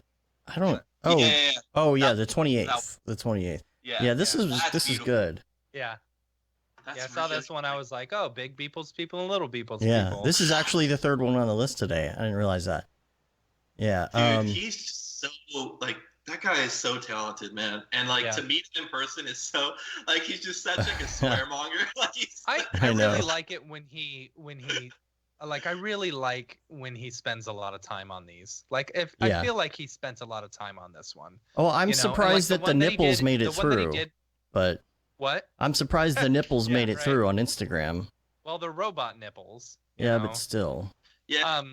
Like the one I that think- he did in at SIGGRAPH. Yeah. You know, not live. The jokey But like the Lieutenant Dan's Patronus or whatever. Oh, yeah. Like he spent a lot of time on that, and it looked really, really good. You know, you can really tell like the ones that he spends a lot of time on and puts a lot of himself into. You know, Let's be real though. I feel like he was versus kind the of next like, one. with the Go to most the next difficult one. task of You- like having someone else give him things to put into the scene. Do you remember yeah. that? Like that's Yeah. got to be super hard because it's like you're not really following like your own. He's passion. on here right now. Oh, man. We got Beepleception going on. That's People, great. watch the rest of this video. I give you your daps, man. Much respect. Super, super. Yeah. Like look at the difference. Look at the difference between this one and the next one. Go to the next one. What's the next? Go Oh. Feeding time? I feel like he spent a little bit more time on the previous one. I Just happened to be browsing. I like YouTube. this because this feels more like the canonical Beepleverse. Right, Like this is totally. like, you know, Yeah. going back to the story of the search for the worlds, the big and little Beeples people, you know. Yeah, Dude, you got to drop a little freestyle. I always loved it when it felt like when you looked at some of his art, it looked like it should have been in a textbook in the 1970s, like for like what this future's gonna look like. You know what I mean? Like I always loved like that aesthetic. Yeah. Yeah, Beeple says you gotta drop some freestyle though. Yeah, so like when I was in Cali, basically, like I'm talking to people, and we both have like a similar hip hop taste. Mhm. And I'm like, yo, I used to rap. He's like, no, you didn't. And I was like, yo, check this out. So I put it on, and he listens to it for a sec. He takes it off. Yo, I thought this was gonna be garbage.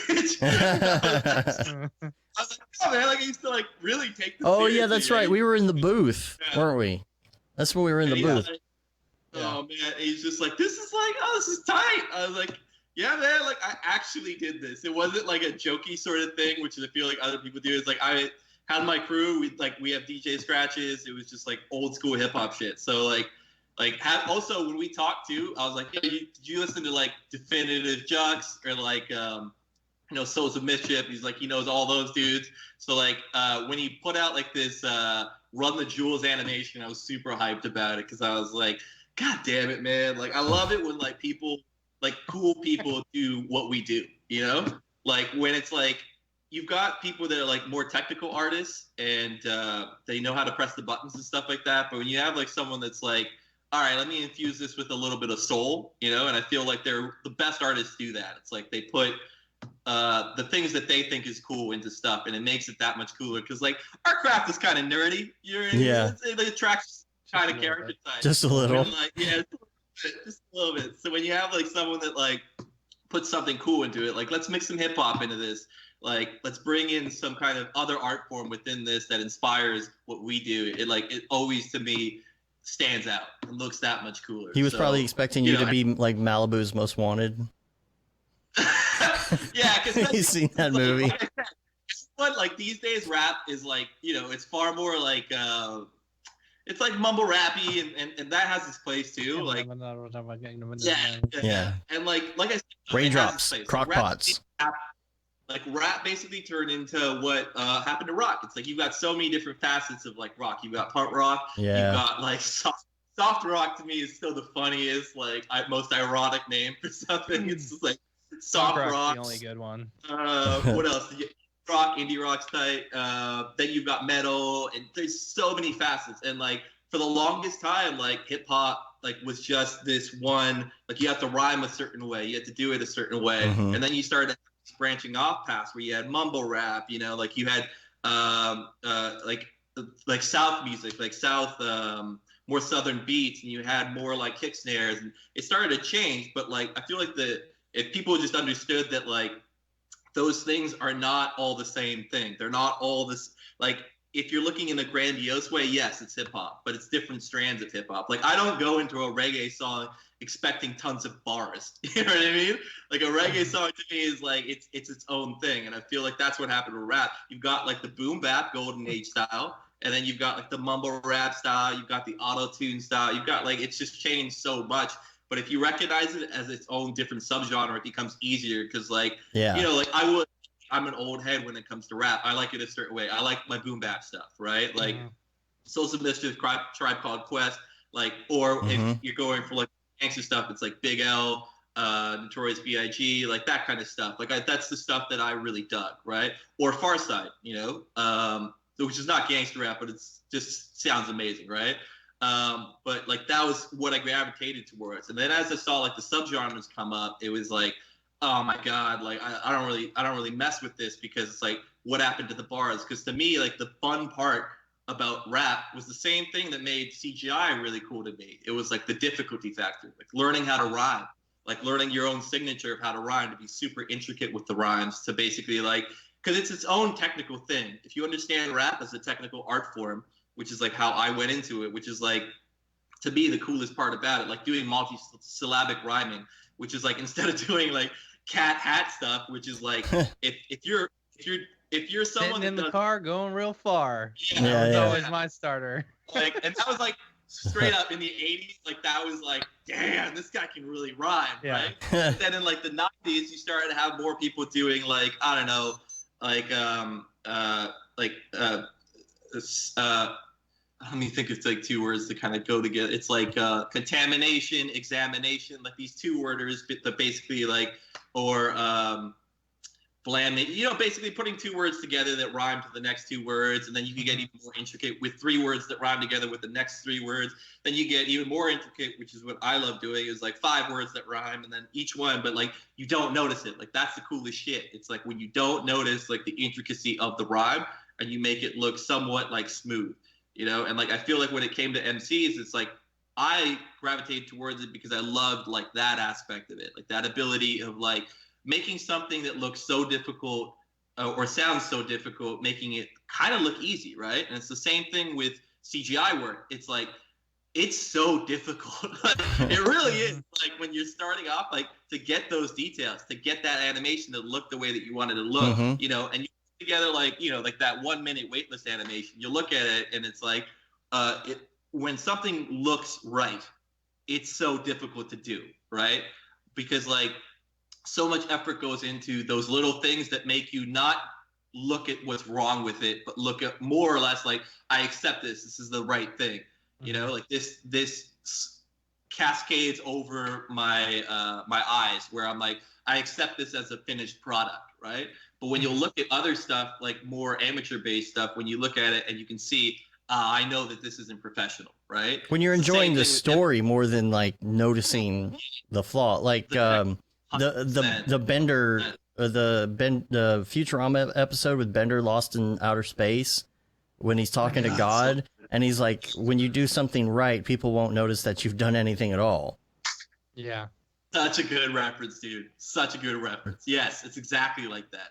Man, it's like that's the art of it, right? Once. You did well until everybody died. Oh man. Yeah, that's why I've mastered rap. My name is Dave, and I'm here to say I love motion graphics in a major way.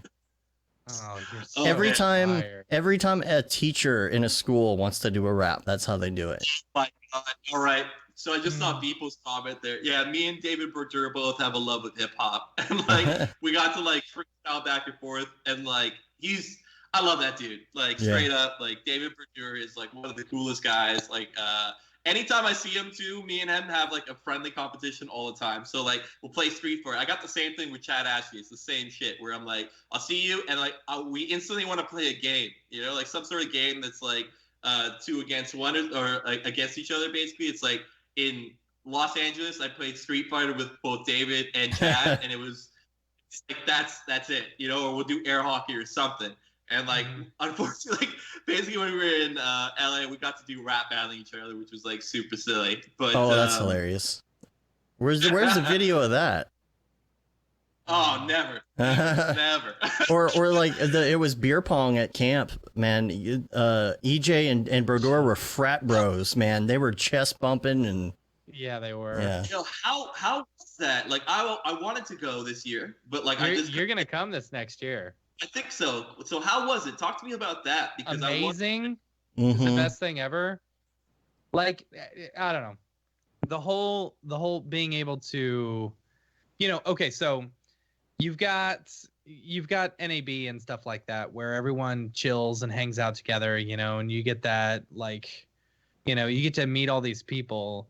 With camp, it's like it's so much more intimate because you get a lot of one-on-one time. Yeah. And you're relaxed and you got no worries. Nowhere to go. No internet.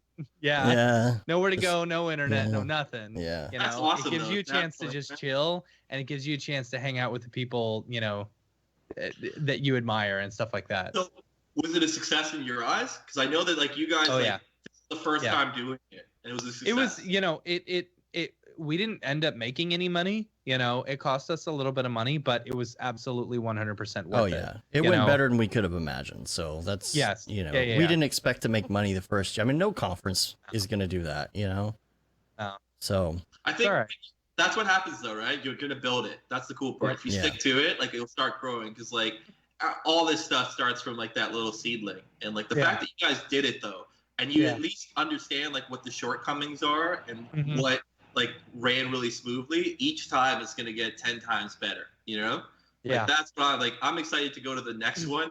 Because like probably a few of the kinks have been worked out, I wouldn't say there were really. There wasn't too many kinks. There weren't kinks on anyone else's side. Well, okay, there was a couple kinks that we had to work out, but those are all worked out now. Yeah. Oh, with everything. I'm not saying that like there's always going to be something you learn from the process. And Shams, there are showers at camp. Yes, there are showers at camp. Yes, there are showers there. So you're not going to use it. Don't lie. Oh, I used it. I used it because I was freezing. I wanted to shower so I could warm up. But these cabins will be better. These cabins are awesome. These cabins are super killer. Hey, so we're basically in the Mograph recommends segment at this point because we're doing music. So my question is going to be, what is your all-time favorite artist? Oh God, I have to revert to like super old school stuff. Souls of Mischief is my favorite. They did this album called 93 to Infinity. It's like everything's a listen. The first like Nas-O-Matic is awesome. I think every track's a listen off that. Oh man, did you like Timberland? Not like that was always like poppy for me. So like when like the Missy Elliott stuff, like I wasn't like, she's dope, I get it. It's just like, it's not really the stuff that I gravitate towards. What about Tim's bio in particular? Like that's a little less known. The album Tim's Bio. You'll have to check that out. That was a little less poppy. It all these new artists were showing up on that. It was pretty good. I like intricate like stuff too. Like so like Aesop Rock. So not ASAP Rocky guys. This guy called Aesop Rock was super dope. LP Run the Jewels, love that. And like LP was like this. He was in a group called Company Flow back in the day, and like that was super dope. It was like I got to listen to that guy's progression through the industry, to see that guy just kind of be back and still be relevant to this day is really awesome because like I said, he's super old school, you know what I mean? And to like combine with Killer Mike and to be this thing that like that works for like the younger kids too is awesome because when we were growing up, he had this label called Definitive Jux. So he had like a whole bunch of artists on there, like C. Ray's Walls, Cage, Aesop Rock was on there at some point too. It's, it's like same thing with like, let me finish one thought and then I'll get to the other. But like, he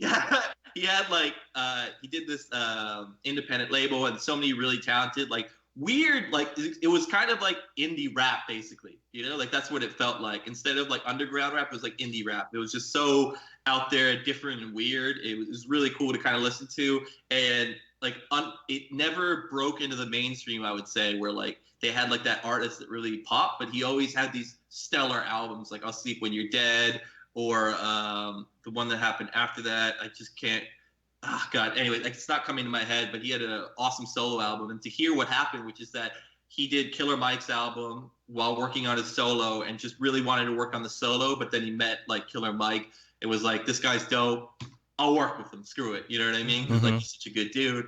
And then they did their own solo stuff, and then they did their albums together that they worked on, and ended up blowing up. It's so awesome to hear because like they liked each other, you know, as like friends basically first before any of this stuff. And it's cool to hear that he like sacrificed his own, like he wanted to get his own like album out early, and he sacrificed it to kind of like help out on Killer Mike's one. And then from there, like a friendship started where like he kind of took the chance on him, and it ended up being, well, they both took a chance on each other because like Killer Mike's from the South. It's like very few South guys like go to an East Coast guy to make like hip hop beats for him. You know what I mean? And like to have someone that had that ear and said, this guy's dope, like I want to work with this dude, is like super cool, you know? And to combine and to have it work the way it did. But anyways, moving from that, like I love that stuff. But what else, dude?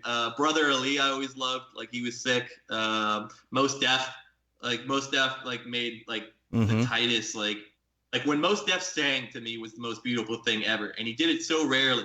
Like he could always rhyme like a beast, but whenever he sang, like I always felt it was like he did this track called Umi Says is still beautiful to this day. But old school is shit, guys. Like I don't know if you could pull anything like new school from me that like I can kind of relate with these. Like I can't think of anything. Like what about you? Let's shift it to the guys over at Mograph. Like what do you got?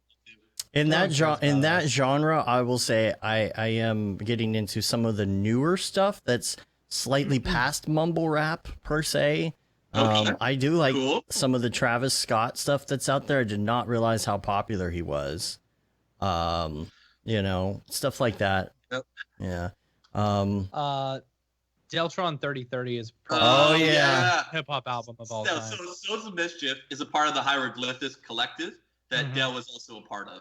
Yeah. So same thing, man. Like when Del was with Dan the Automator, and they did Deltron 3030, which was just like, it's just out there stuff, man. That guy, like, I miss Del. Like, by the way, did you know Del is like Ice Cube's cousin? I didn't know that. That's funny.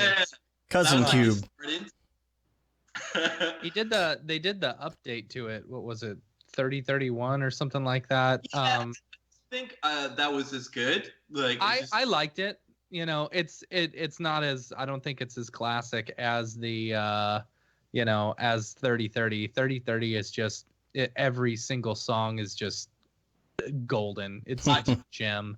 I got a good one for you. MF Doom. I forgot about this. MF Doom is like my favorite like hip hop musician because he's just like just the weirdest. Like at the time when he came out, he did these non sequitur rhyming schemes that like it was like these really clever one like sentence things that rhyme with the next one, but it wasn't like this story based thing, which is like what Nas and a lot of these other people are like known for being really good storytellers, right? But like just to have him come out and he's just so weird, man. Like he had like the Dr. Doom mask on and you never see his face. He would occasionally not show up to shows and just send someone else wearing the mask and call him Doombot, so you couldn't even get angry at him. That's funny. Yeah, he was super sick, and he did like this. Oh, I got one. Freddie Gibbs and Madlib. They did two albums together. The names are escaping me, but Freddie Gibbs has always been like super tight. I feel like that's the new school, old school guy that I can kind of like gravitate towards, and I really dig. But same thing, Madlib, super old school too. Him and MF Doom did like this collab, was called Mad Villainy back in the day, and like anyone that kind of like infuses some like like nerd culture into rap, I really dig. So like they're big into comic books, and you know MF Doom is big into comic books. Like a lot, his music videos are sometimes anime, but they're always like interesting. Like I love that when you add that visual flair to stuff, because like at the end of the day, you know, like I like that. Like I like stuff that like I can relate to too, and that's not to say that I relate with wearing a mask and rhyming all the time, but like I do relate to oddities, you know. And it's the same thing about what I talked to you guys about earlier, which is that Styles, you know, I love Styles more than anything. Like someone that basically, oh yeah, I wanted to say this because I forgot. Like Buck Render was in the chat. Also got a similar, like a unique style to him. Like really talented dude. And it was hype too because I think you guys did like a Mograph podcast in Los Angeles, right? Like yeah, Seagraph, a big one. And I remember, so all three of us are Canadian, so me, Sham, and Frederick, and like he didn't want to do it. And I'm like, no, you're coming up, and like I had to kind of like, you're coming. Everyone like I had no idea who he was. Yeah, I know you did it, and I was like, I could tell Matt's like working out the gears. He's like, who is this guy? Because we can't have like a random guy beside these two other people that like also do this. But then as soon as like it clicked in like who he was, I was like, that's right, this guy's dope. Like I'm hyped that like you can actually listen to him. You know what I mean? Because a lot of these people, like the problem with like our visual medium, like with hip hop, I could rap and like, you'll know what I think and you'll know how I sound, right? But like with like art, it's more like you just see like the finished product and silence, right? Because like the author dies at the end of that point. Yeah. And to get like them to talk and to see how eloquent and intricate a lot of like their thought processes are is like super dope, man. Like I think you guys do a wicked thing, by the way. Like this Mograph podcast, because I've been listening to it for a while. Like it's really great to hear like the people that you only see like their finished completed work have like a voice and be able to like chat with you guys and see how silly they are and how approachable, you know. Like to have like you know, I like as soon as I saw you two guys over in like Las Vegas and LA, I was kind of like, oh man, what's up? Like, I felt like I'd known a lot of you guys for a really long time. Even hearing Matt's like sense of humor is like basically the same. Yeah, it's the same. Like it transfers like so quick. So like just when I'm not on the podcast, I swear a little bit more. True. Just a little. Just a little. Holding back so much. I feel like I accidentally let some slip. It's all right. A couple are all right. All right. So tell us this. What about your favorite movie? Oh wow! Someone asked me this recently. I love it as like there's a movie called City of God, which is really dope. Yeah. I love this like Steven Soderbergh movie called Traffic. Yes. Super old school, but it's like got Cliff Martinez music, and it's beautiful and sad at the same time. That was around the same time as City of God. I remember having both those DVDs sitting around at the same time. A lot of stuff that's like drug based, I'm always more interested in. I don't know why. Like I loved Heat with Al Pacino and Robert De Niro. I thought that was like that's just like that movie. You're watching two people from complete like they almost have their own separate movies, but you're watching people like consumed by like their work, just to the detriment of their lifestyle, which I like to their lives, like their like social lives and their marriage lives and all that, which I always thought was so interesting. Just because you know, as like you relate with it somehow. Like for me personally, it's like I have a tendency like when I'm deep in a project, like I can turn everything else off. And I feel like that's not the healthiest way to go about things. But like when I watch a movie about that, I'm always like, oh, someone else like is like that as well. Where you know, I don't do crimes and like rob people, right? But like I feel like that kind of committal to your work, basically, where it becomes all consuming. I can relate to it. And what else? There's so many, dude. I was talking to my friend Maria about this, but it was like District 9 as well. I thought was like this like super unique way of telling like a story that could be so generic in a way, but like the way that it went about it and like to keep it a documentary somewhat that then turns into a film. What else? I don't know, man. Like the Batman movies I've done, like superhero movies. Like, I don't know. Like I'm not. It's hard, like, because I didn't really think about it like too in depth. Like I wish I had like that sick ass movie that everyone can agree with, but like currently that's like this is the stuff that's coming through my head. What about you guys? What do you guys dig, man? It's not about us. Yeah, we're here to learn about you. Yeah. No, what about TV shows? Have you watched like Mandalorian? Because that's one that I've been watching. No spoilers. I haven't finished it. Let's talk. Yeah. So yes, I watched Mandalorian, and I watched The Boys, and I watched Watchmen. All right. Okay. How did you like The Boys? I liked The Boys. I really liked it because my friend Nathan Mitchell plays Black Noir on it, and cool. He's just like the dude like behind like the mask, but really talented dude, and he's in that show. So I had more of like I want to check this out. I want to see like my buddy in this thing. So and I watched it and I loved it. I thought it was really cool. I love like the first episode, so I hope I'm not spoiling anything.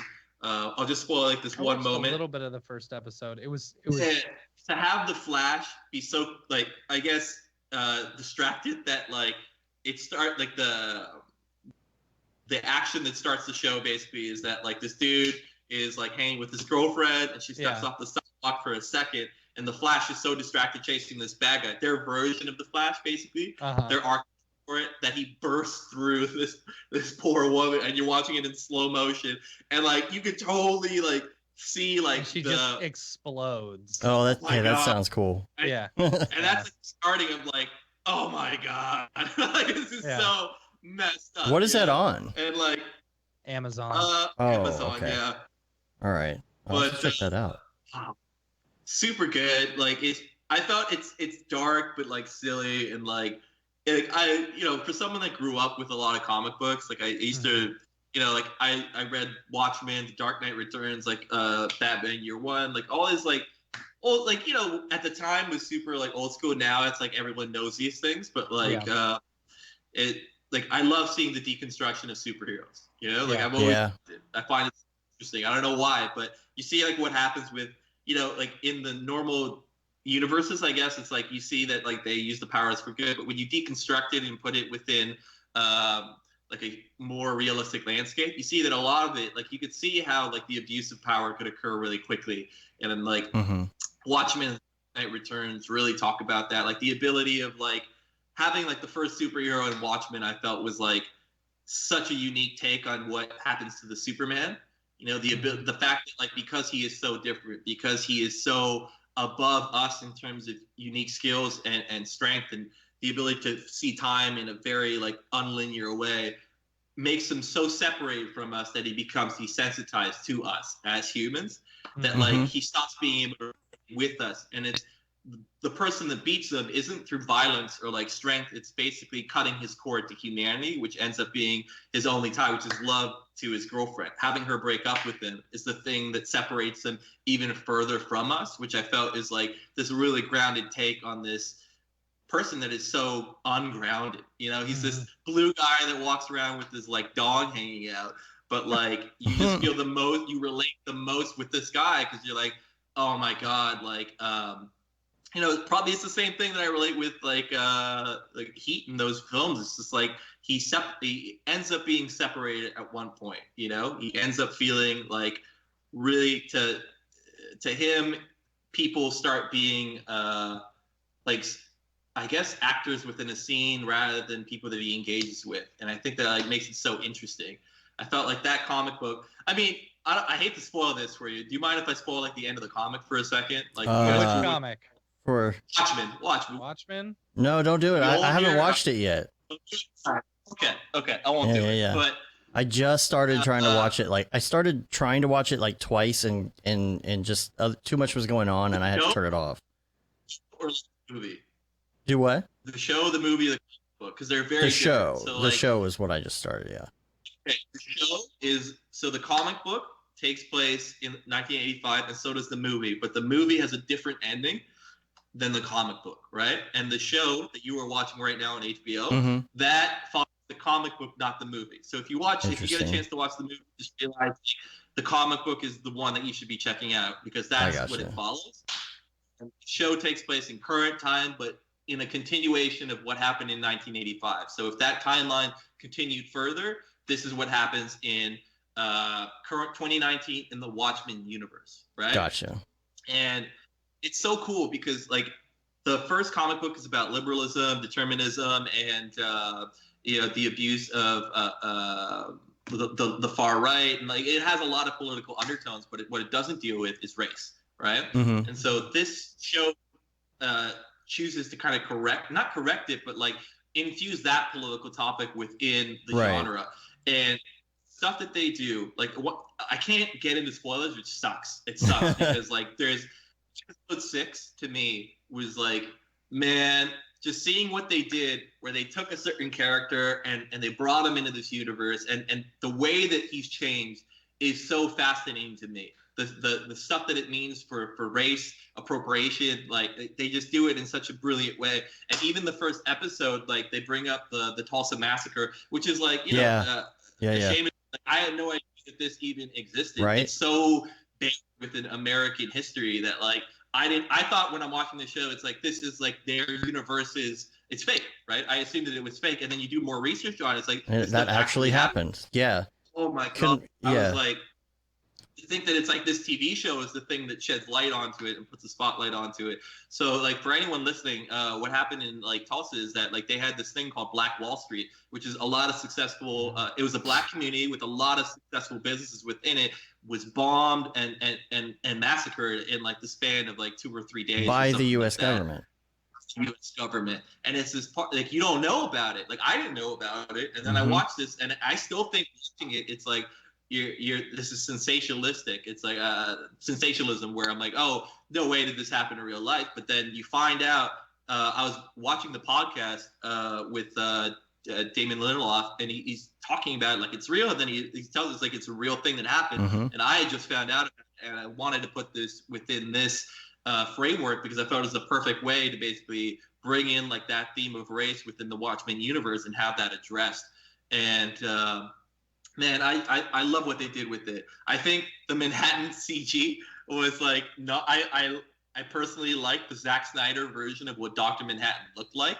But I love the tone of that series. It felt so much closer to the Watchmen comic book than I felt the film did, which was also like, you know, like looking back on it now, if you watch the ultimate cut of that film, and it's got like all the animation cut into it as well with the Black Freighter stuff, it's really good. Like it holds up if you watch the ultimate cut. It's super interesting.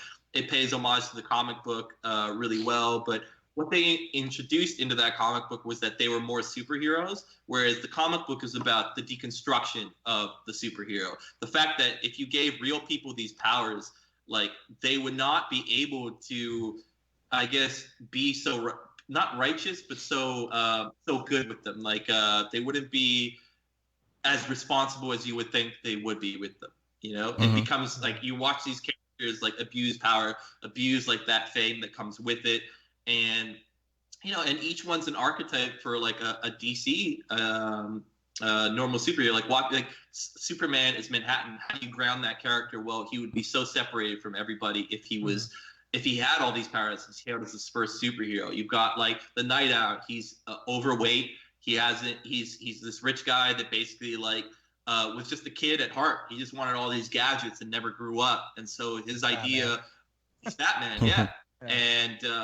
And he, you know, he can't get it up anymore. Like they introduced that aspect to it. They've got, you know, Rorschach is like classic, like noir action hero, like The Shadow or The Question in DC. And he's on this like, he's so black and white about conspiracy theories, and it's just so in tune with that. And then to watch at the end that his black and white nature is like the cool part was that when they're faced with that decision at the end of the comic book, you have a character that has no gray area. Like even his mask is black and white, right? It's like you could have morphing of the darkness, but it will never bleed into the white. His perception as to what good is or what right is. And you have at the end, he's faced with a great decision, right? I'm not going to spoil anything, but it's basically this conspiracy that he finds out. But in order to spoil that conspiracy, a lot of negative things will happen. And he can't break that, you know, because he can't do that as a person. He only sees in black and white. And at the end, when he realizes he has to make the decision for himself to leave this and reveal this plot, it's like when that thing happens to him, it's more of like a please do it, you know, please do what I know has to be done in order to keep everyone alive and keep them from what's going to happen. But it felt more like he knows that he can't break himself to tell that truth, but he has to have someone break him in order for that truth to stay secret. And it's the nuance that I love within that. The ability that like, not the ability, but the fact that like these people, like all people, you're not black and white. Nothing is ever black and white, but the grays make it that much more interesting to see, like, because I think having a black and white methodology about how you kind of go about life is super difficult. Like to stay positive all the time or to be negative all the time, like it doesn't work that way. The cool part is when like you have tinges of negativity, and you make the choice for positivity, right? You make the choice, and when that choice isn't this really easy thing, but you do your best to do right by it, it makes you as a person and you in society that much more nuanced and interesting to me. You know, if I feel you always make the right choice, like, I'm bored by you, right? Like, I need like a little bit of darkness within people. I need that. Like, I need to see that it is a choice within you, right? To be raised with this black and white notion of like, this is what good is so like, I can't relate with it as much. But to meet someone that had come up from like a different background of like, I had negativity, I had this, I didn't have it handed to me, positivity handed to me. It was a choice to learn to get that way. You know, like, I'm always more impressed with that because, like, you know, I feel like most people, that is their path. It's like, you can't be good all the time. You can't be bad all the time. But when you can kind of like try to find that middle ground and hopefully make the choice for good, like, that's the most interesting thing to me, you know? I'm going to have to watch it. Yeah, I was going to say, would you recommend reading, like, should you read the comic book before you watch the show? I would. It makes the show that much. What if you watch the movie? Can you not watch the movie and then watch the show? Here's how I would do it, right? I would read the comic book, and then I would go straight into the TV show, and then I would watch the movie afterwards. Because you have a better idea as to like what the tone is. I feel, and I don't want like a certain character, because like I feel in the movie, the Dr. Manhattan character is so much more aesthetically pleasing. Like, it was done so much more uniquely, and it's interesting, right? But I feel like the show, because for budgetary reasons, and maybe it's just aesthetically they chose to have it the way that they did it, it wasn't as it didn't grab me the way that it grabbed me in the movie. But I will say this, if you can get the ultimate cut of the movie, it holds up. There's this moment within that comic book, and it's the 4th issue, and it's all about how this character perceives time, you know, and he sees time all at the same time. So it's non-linearly. It's all going on at the same. He's always there. He's in the past and he's in the future. And the fact that like he has to reconcile that within his head, the way that it's written is you get a good sense as to like what that would be like for him as he kind of reminisces about his life, what brought him here. And reminiscing to him isn't even like reminiscing because it's always going on. And so it did these beautifully unique things like at such an early point in comic books history, where like in that time period, you did have the righteous hero. You did have like the most great that you got was Batman probably like, you know, hurting a villain with a little bit more violence than necessary, right? But in that time period when both these two books, it was The Dark Knight Returns and Watchmen came out, they were basically a commentary on that kind of messaging system about like, hey, it's not about eating your vegetables and all that, because now we're older. Like all those kids that grew up with those comic books that didn't age well with them are now older, and now they're starting to like go, but this isn't what I thought it was. Like good and right and wrong isn't what I thought it was when I was a kid, where it was so much more like down the middle. Now it's like, okay, let's introduce some gray within these comic books.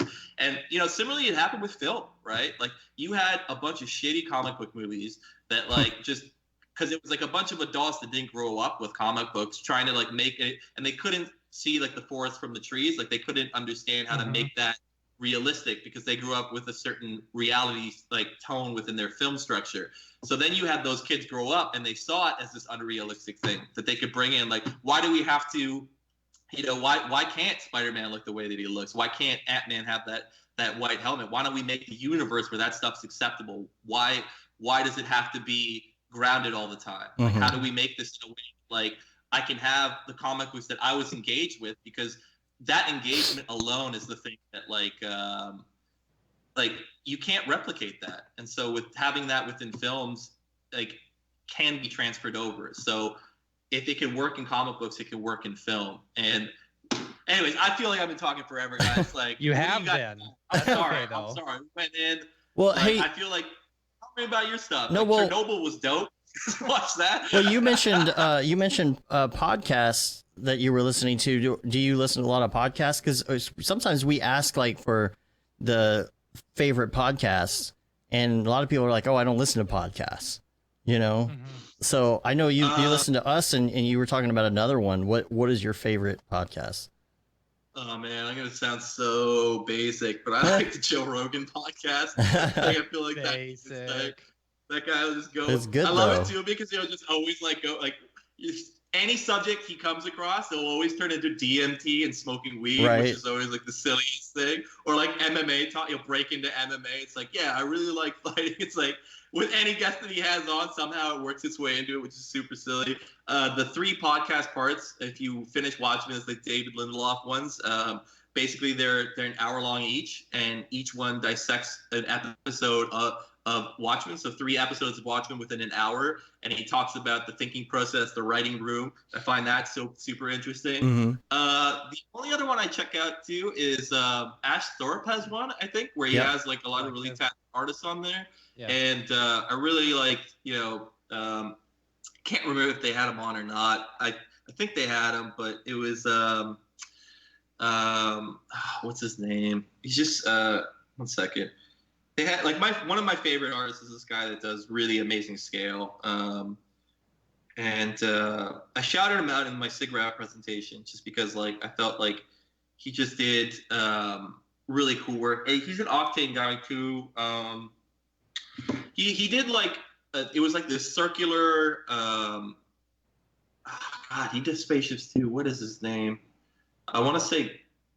Oh, Paul Chadasson or Chad Dice. I can't ever pronounce it properly, but Paul, like if you search him up, like I guarantee you've seen his work. But that guy, I think was on that podcast. I believe so. Or maybe Ash Thorpe did like a tutorial series that like I ended up buying because I wanted to see what his workflow was.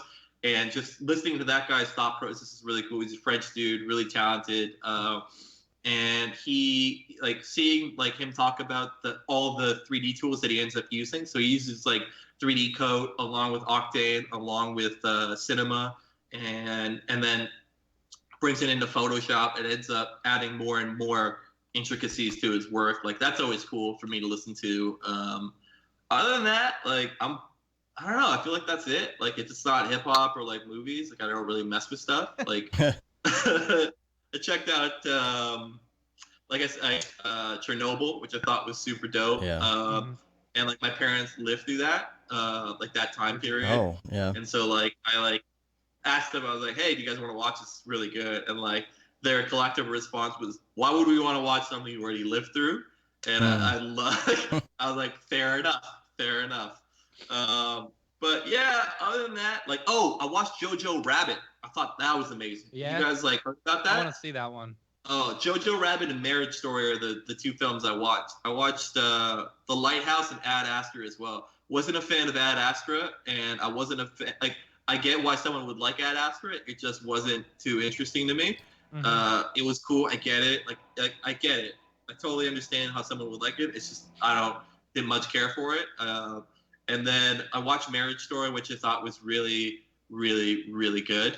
I wish I had the time to see as many shows. Dude, I had movies. You know, like I had like 3 weeks to kind of chill out and hang with like the actually a week, 2 weeks basically to hang with like the family. And like when we're at our cottage, we don't have like internet, so it's just like movies with like my brother, my sister, my mom, and my dad. If you're used to no internet, then you'll be fine at camp. Right. Listen, I'll find a way to come next year, and don't do it in the fall, man. Try and do it in the summer. Too late. I feel like I'd love to it's in October. Yeah. The problem with that is that if you want to do it in the summer, most camps are already booked up for summer camp. Yeah. You know? Yeah. So if you want to do it in like August, you need to book it 2 to 3 years in advance. I understand. Mm-hmm. I understand. Gotcha. I mean, we booked this camp in a year in advance, and it's still, like that was the earliest date they had. I want to ask you though, because I think this would be a good one. The other question on here is headphones, because this is, you're more into audio and recording and stuff like that. So What are you wearing right now? What are your favorite headphones? What do you recommend? I got these like Audio Technica headphones, I think. Hold on. I feel like I got the box somewhere too. But I'm just using these guys. They're all right. But in reality, like I don't even, when I'm mixing stuff, I have these KRK speakers and like Roll Kit 5. So Yeah. like that's all I ever use. KRKs are great. Supposed to mix that. Right. So it's like you shouldn't be mixing with like headphones, period. So I just use these guys and then mix with those, and they've got like a neutral sound so that you can kind of see how it sounds without dynamics. And then, you know, definitely like when I blast music through these guys, it's never as good sounding as like what you would get over across like you know, consumer grade speakers, but that's not the point of these speakers. Basically they give you like a duller sound so that when you mix stuff you can properly get like the highs and how it kind of sounds. If you can get them to sound good on these speakers, then they'll sound good everywhere. Yeah, they'll sound good everywhere. Okay, and then what about your favorite go-to app? Like when you pick up your phone, that instant muscle memory app. Google Maps. Oh, Google Maps. Yeah. Let me see here. What do I got? I feel like, to be honest, less and less. I spent like most of this year. Oh, YouTube. I'll just the YouTube app. I'll go there. Cool. I feel like I'm subscribed to enough channels that like I feel like every day there's something that comes up, but it's just like the YouTube app. I really don't mess with that kind of stuff too much. That's crazy to me. Like I subscribe to a few people, but like I don't go to YouTube regularly enough to like be like, oh, my new favorite person has uploaded a video, you know? Yeah. I feel like that's the thing that got me even like, you subscribe to these like tutorial channels and then they'll drop something and then eventually like you'll see it and you're like, oh, I should probably check that out. And then I'll find like, I don't know, a spare 20 minutes or something like that and be like, shit, like I got the time, like let's pull it up. But like I like it because it informs me that something new came out, and because it's new and fresh, it's like, oh, this must be something different. Like currently, like a lot of like my knowledge just comes from knowing the stuff is out there rather than engaging with it right away. It's like I'll have like that thing that tells me, oh, this tutorial for I guess like randomness and proxies or something like that with Redshift came out, and this is like purely based on like maybe 2 years ago I saw like a Chad Ashley tutorial on it and I just knew that it existed. So now I'm just like through and like watching it and like just, you know, loving every kind of nuance that he's teaching me about Redshift. And it just feels like just knowing it's out there makes it easier for me. I feel like that app is really dope for like, oh, someone dropped something new, maybe I'll mess with it, you know? Just put it on the back burner just so you know, just in case you need it at some point. Yeah. And then you can just like quickly go like watch later or make a playlist for like certain things. Like, there'll be certain like apps like X Particles for a good example is where like someone would drop a tutorial and I don't have like the 45 minutes to commit to it, but I can just like plop that into my playlist, and then like when I feel like I've got some time, I can kind of just go through all these tutorials that I'm really interested in. And like, you know, since I got back from the holidays from the States, like I feel like I've just been going through like Redshift tutorials and X Particles tutorials, and like, you know, and it's just this like back catalog that I can always just collect and go through when I've got some time. Right. And it's life easier, man. For me personally, it's like I don't have the time to watch everything right away, but I do have the time to hit like that watch later, put it in a playlist, and then eventually when I feel like I want to learn, because you know that's always a difficult thing. It's like the is to learn. It's like when I feel like I want to, I've got like this. Oh, I know where to go. And what about your favorite life hack? This is the hard one. Oh my god. That one was almost a life hack right there, but you know, having that list. Life hack. Like Mitch Myers says, you turn the toaster on its side for some bomb-ass grilled cheese. I got a new life hack. Oh, okay. My mom told me this one, right? All right. Okay, so say you're wrapping presents and you need like some ribbon, but you don't have any ribbon, but you have a bow. You can take the staple off the bow and it's just one long thing of ribbon. Oh, right. That's good. Yeah. Yes. So like if it's too thick, you can just tear it in half and just tear it down and then you've got ribbon. And I would say, Victor, as a rapper, that would really come in handy for you. Ah. There's that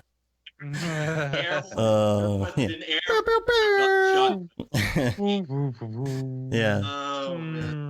Well, if you want to get a life hack. If you want to get good at rap, start watching battle rap. So if you're into like URL, if you're into like just like people rapping mean things to each other and then seeing how they react. Get into either like Toronto's got a pretty good league. It's called King of the Dot, or get into URL, which is like currently my favorite. And it's just like there's a famous battle rapper. Like two of them, my two favorites are Hollow the Dawn and Loaded Lux.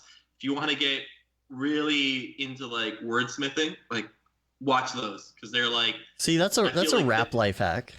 It's a rap hack. Yeah, it's a there you go. If you want to like know how to actually like rhyme good and say things in like nuanced way where it's not so obvious. Superman does good. Superman does good. Yeah. Oh. Well, thank you, man. This is why I came to the show, to be corrected about that. Now I'm hip with it, dude. You should be the rapper. Don't even like. Why do you guys want to take like any kind of like sense from me? Listen to this man. Come on, Matt. He's got his like grammar Bust some rhymes. I know. Sitting in the car, going really far. Yo, dude, just like copy some of David Arias. I hear he's an awesome wordsmith. Yeah. Oh yeah. Yeah. He can. I have not heard that about him. Yeah, he can throw down. I hear him flow. Oh man. Life hack. That's hard, man. I feel like that's the best that is a good. Like, that's a good life hack. Yeah. What else? I feel like I got that. What else we got? That's it, man. Good? We're through the list. Yeah. I gotta get out of here. Yeah, we gotta get rolling. Pick up my kid. Yeah. Sorry for taking so long, but thank no, you we're for right having on me time, the show. actually. Yeah, now we're fine. Yeah, we're right Totally on time. fine. Yeah. Dope. If people want to find you online, tell us all the places. All the places. If you want to check some art stuff, hit up my Weight of Thought Instagram. I think it's spelled right there. If you want to find me on any real channel, it's Weight of Thought. So like Instagram, my website is weightofthought.com. My Facebook page is Weight of Thought. Everything's kind of Weight of Thought. Even music stuff, if you want to mess around with that, you can find it on Spotify. It's Weight of Thought. It's just all underneath that name. And yeah, that's basically it. Like, what else is there to talk about other than shocking my wares? That's it. Oh, if you want a really good Houdini tutorial series, go on the Mograph podcast. Go on Mograph. Check them out. I feel like you've got some really talented dudes that are going to be doing it, and they're coming from a really good source, which is, the Mograph guys that I feel like we've learned to trust you guys over the years. Well, I hope feel so. Like I would hope so. Are you going to come to NAB? I would like to. I think I might be going on vacation, which is going to be super sad. No, Make dude. it out to camp. Yeah. I know. Or Still, Seagraph. I should go. Yeah. Should go. I want to go to. We'll see. I feel like I do want to go. I'm going to see if I can make an effort, and I've got like a week's vacation to kind of go anywhere. So I feel like that'd be a fun spot to kind of hit up and just hang out with you guys again and the whole squad and see how everyone's doing. Cool. But yeah, man. DC Sigraph's at DC this year, so. Oh, so yeah. I can be in LA this time around. Okay. I'm pumped about that one. Yeah. I'm really Yeah. excited about that. I haven't been to DC. Is it tight? Like, Gosh, I love DC. okay. I love DC. Yeah, it'll be fun. It'll be fun. Yeah, we're going to get out of here. You can rate us on iTunes, leave a review. You can also subscribe on your podcatcher of choice. It helps get our ratings up, and the newsletter. Newsletter should be going out here pretty soon for January. So you've been there, done that, got the t-shirt with the Mograph logo tee, the Paul Babb, Fuel the Bab shirt. Fuel the Bab 2020, all the profits from that go to Doctors Without Borders, the Render Things t-shirt, hoodie, and long sleeve tee. And don't forget about that Render is Fire shirt, which you are only allowed to wear ironically, or else I will take it back. And we're on Facebook, Twitter, Instagram, Periscope, YouTube, Mograph.com. Hey, remember, if you are still subscribed to the old channel, this is the last time we will ever stream on it, ever. Yep. So get on this channel, subscribe on all the things, and yeah, that about wraps it up. Until next time, I'm Dave. And I'm Matt. I'm Vic. Have a good one. Later, yo. Peace. All right, everybody stand by.